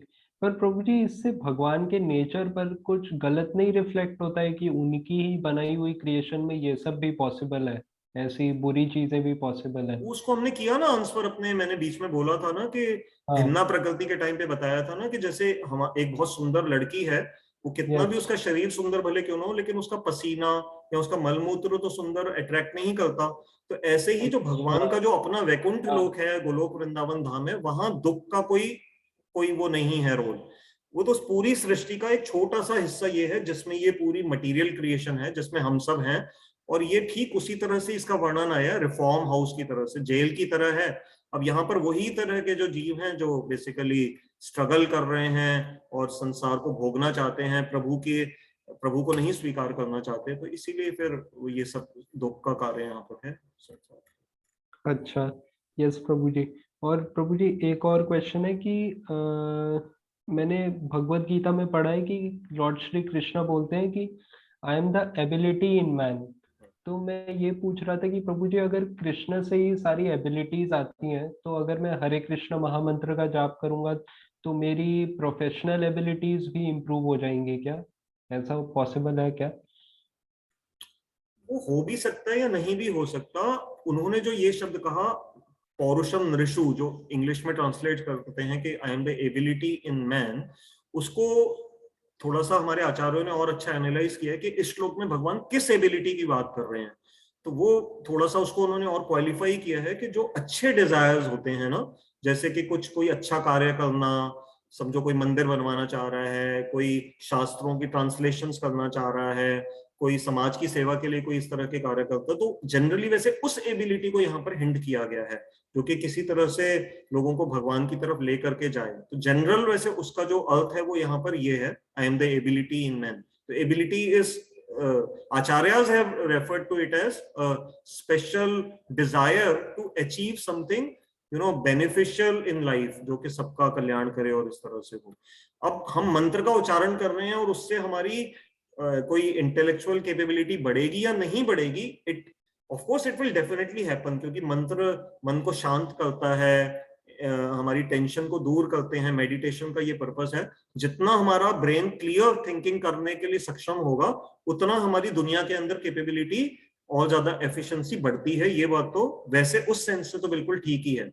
लेकिन अगर हम कहेंगे क्या भगवान उस समय एबिलिटी को बढ़ाएंगे या नहीं बढ़ाएंगे मंत्र की कृपा से, ये उनकी प्रेरोगेटिव पे डिपेंड करता है। इसके बारे में हम मतलब यहाँ नहीं कमेंट कर सकते। हो सकता है वो उस वक्त को नहीं बढ़ाना देना चाहते, किसी वजह से उसको वो किसी और डायरेक्शन में लेकर के जाना चाहते हैं, तो फिर वो हो सकता है उसकी एबिलिटी को थोड़ा सा ओवररूल भी कर दें किसी तरह से। यस, यस प्रभु जी। और प्रभु जी, बस एक लास्ट क्वेश्चन है कि आपने बोला कि जैसे कोई व्यक्ति डेमिगॉड्स की वर्शिप करता है, तो ये ऐसा ही होता है कि भगवान बोलते हैं कि अपने मंत्री को कि मेरे खजाने में से वो जो भी मांग रहा है उसको दे दो जल्दी से, तो क्योंकि वो मुझसे रूठ गया है। तो मैं ये सोच रहा था कि अब दोनों जो भी बेनेडिक्शंस है, जो कृष्ण बेनेडिक्शन दे रहे हैं और जो डेमिगॉड्स बेनेडिक्शन दे रहे हैं, वो दोनों सेम खजाने से आ रहे हैं, जो कि है कृष्ण की एनर्जी, जो भी कृष्ण के पास है। तो फिर ऐसा क्यों होता है कि डेमिगॉड्स के बेनेडिक्शन टेम्पोररी होते हैं और डिस्ट्रॉय हो जाते हैं टाइम के साथ, और कृष्ण के बेनेडिक्शंस परमानेंट और एटर्नल होते हैं? देखो आपने दो चीजों को मिक्स कर लिया है। कृष्णा के बेनेडिक्शन, अगर किसी ने, समझो जो लोग गोवर्धन की परिक्रमा लगाते हैं, है ना, और गोवर्धन जी की परिक्रमा लगा करके अब वो गोवर्धन जी तो कृष्ण भगवान ही है, तो उनसे मतलब हैं, उनके सेवक हैं, लेकिन दुनिया में उनको दोनों रूप से माना जाता है, हरिदास और उस सेंस में हरि के रूप में तो उनका कई लोग वो मानते हैं उनको, क्योंकि जब भगवान ने अन्नकूट का उत्सव किया था तो गोवर्धन के रूप में ही वो प्रकट हुए थे वहां पर। तो उसमें अगर कृष्ण गोवर्धन जी से कृष्ण भगवान से किसी ने चीज मांगी, जैसे आग अर्थात या मान लो गजेंद्र ने मांगा कि मेरा पैर छूट जाए उससे, मगरमच्छ के मुंह से, तो वो तो सदा नहीं रहेगी चीज, वो तो उसका भी वो भी पेरिशेबल होगी। और अगर वो बाई चांस वहां पर वो किसी देवी देवता से भी वो कोई चीज मांगता और वहां पे भी ऐसा कुछ होता, तो वो भी दोनों पेरिशेबल होंगी। ये चीजें तो पेरिशेबल ही होंगी। अगर किसी ने कृष्ण भगवान से धन मांगा है तो धन का कभी ना कभी तो इस संसार में विनाश होगा ही होगा। लेकिन वहां पर क्या है, क्योंकि वो गया भगवान कृष्ण के पास मांगने के लिए था, तो वहां उसको ना एक एक विशेष सुकृति उसकी क्रिएट होगी, क्योंकि वो सही सोर्स पे गया। जैसे एक राजा से जो उसका जो बेटा, जो मैंने एग्जांपल दिया था, जो छोड़ करके उसको चला गया और वो राजा की शक्ल भी नहीं अपने पिता की देखना चाहता क्योंकि वो रूठ गया है अपने पिता से। तो ठीक है, राजा ने उसका कल्याण करने के लिए अपने मंत्री को भेज दिया कि देखो भाई मेरा बेटा है, मैं नहीं चाहता कि वो दुखी रहे, तुम जाकर के उसकी इच्छाएं पूरी करते रहो।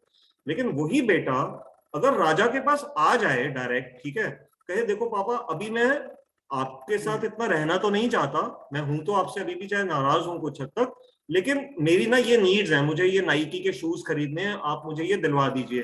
तो कम से कम उस फादर को मदर को ये तो अच्छा लगेगा कि चलो ये कहीं इधर उधर दर दर भटक नहीं रहा, ये आया तो मेरे पास है, कम से कम सही जगह आ गया है।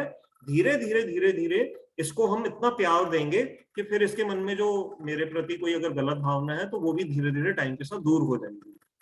और वो जो थे जो देवी देवताओं के पास जा रहे हैं, क्योंकि वो भगवान के पास आए ही नहीं है अभी, उनको बहुत समय लग जाएगा।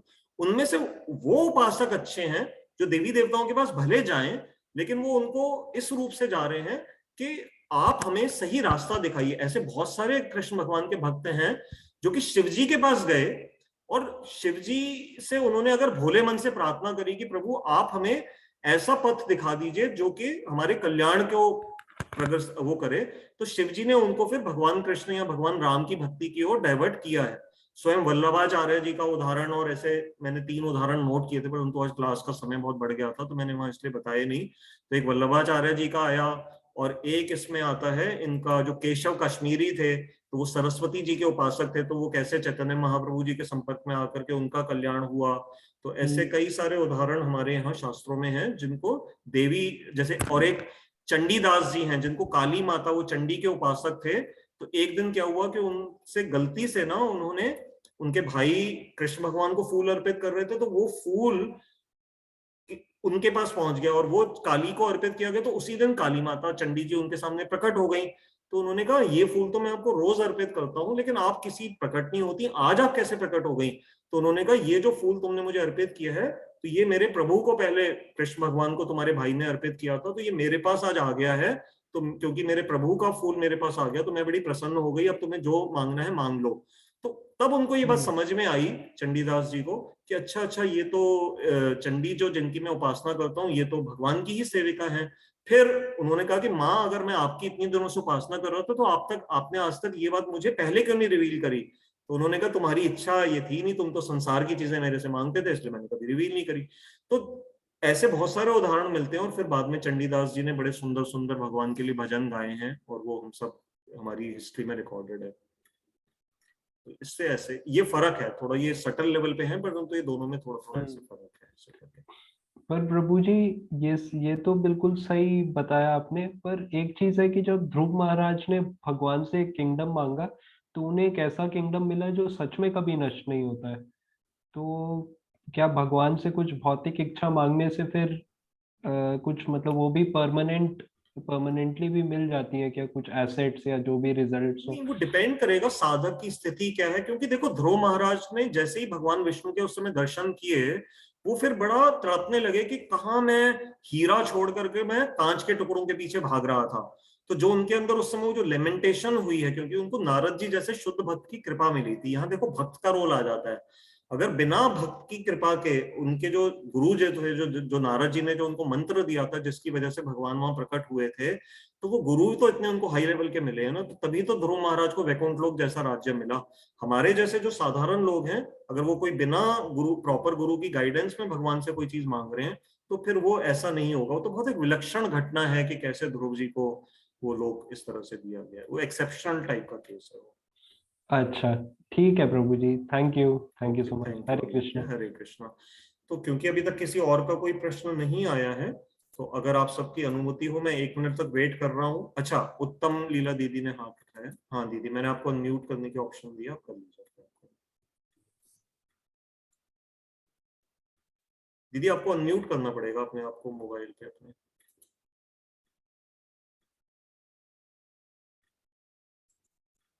आपकी स्क्रीन पे लिखा आ रहा होगा कि हाँ।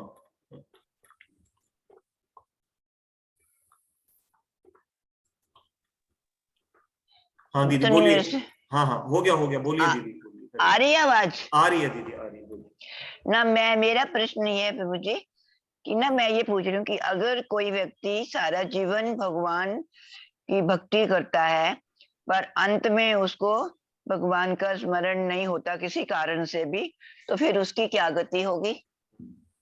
बहुत सुंदर प्रश्न है दीदी। ऐसा होगा नहीं कभी भी, सिर्फ ये मान लो एक्सेप्शनल। नहीं, जैसे कभी कोई कैसे, अब क्या पता किसको कैसे जाना है, किसी को नोबडी नोस, है ना?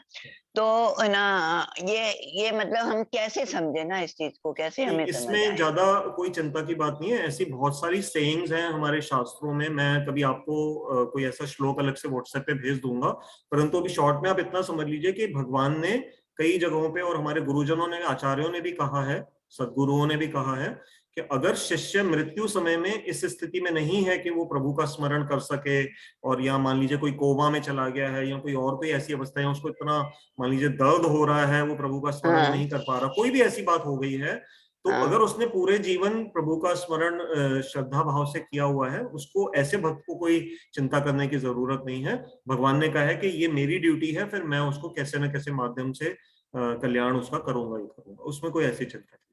हरि बोल। हरे कृष्णा। हरे हाँ, वो तो हरे कृष्णा।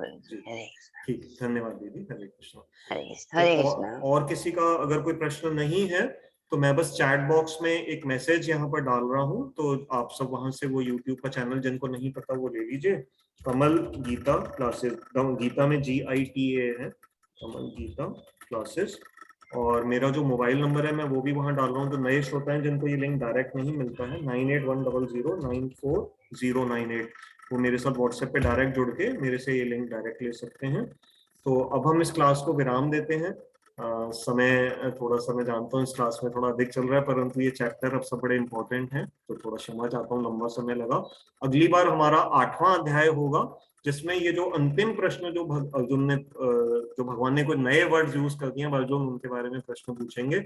और जो दीदी आपका प्रश्न था ना कि मृत्यु के समय वाला, ये सारा जो 8वां अध्याय है ना, इसमें टॉपिक ही ये है कि मृत्यु के समय पे भक्तों को भगवान का स्मरण कैसे करना है, तो उसका मेन टॉपिक है ये। तो आप अगली क्लास जरूर अटेंड करना, वो सबके लिए बड़ी इंपॉर्टेंट है कि मृत्यु के समय, जो मृत्यु एक ऐसा टेस्ट है जो हम सब ने जीवन में कभी ना कभी देना है, उसके बारे, उस लास्ट स्थिति में कैसे प्रभु का स्मरण करना चाहिए, उसमें कैसी कैसी अवस्थाएं होती हैं, कैसी दशाएं हैं, वो सभी 8वें अध्याय में भगवान ने बताई हैं। इसलिए हम उसको अगले संडे और डिटेल में कर लेंगे। तो आप सबका बहुत बहुत धन्यवाद। मेरे से बोलने में कोई मिस्टेक हुई होगी तो क्षमा करेंगे। हरे कृष्ण। धन्यवाद। हरे। बड़े ध्यान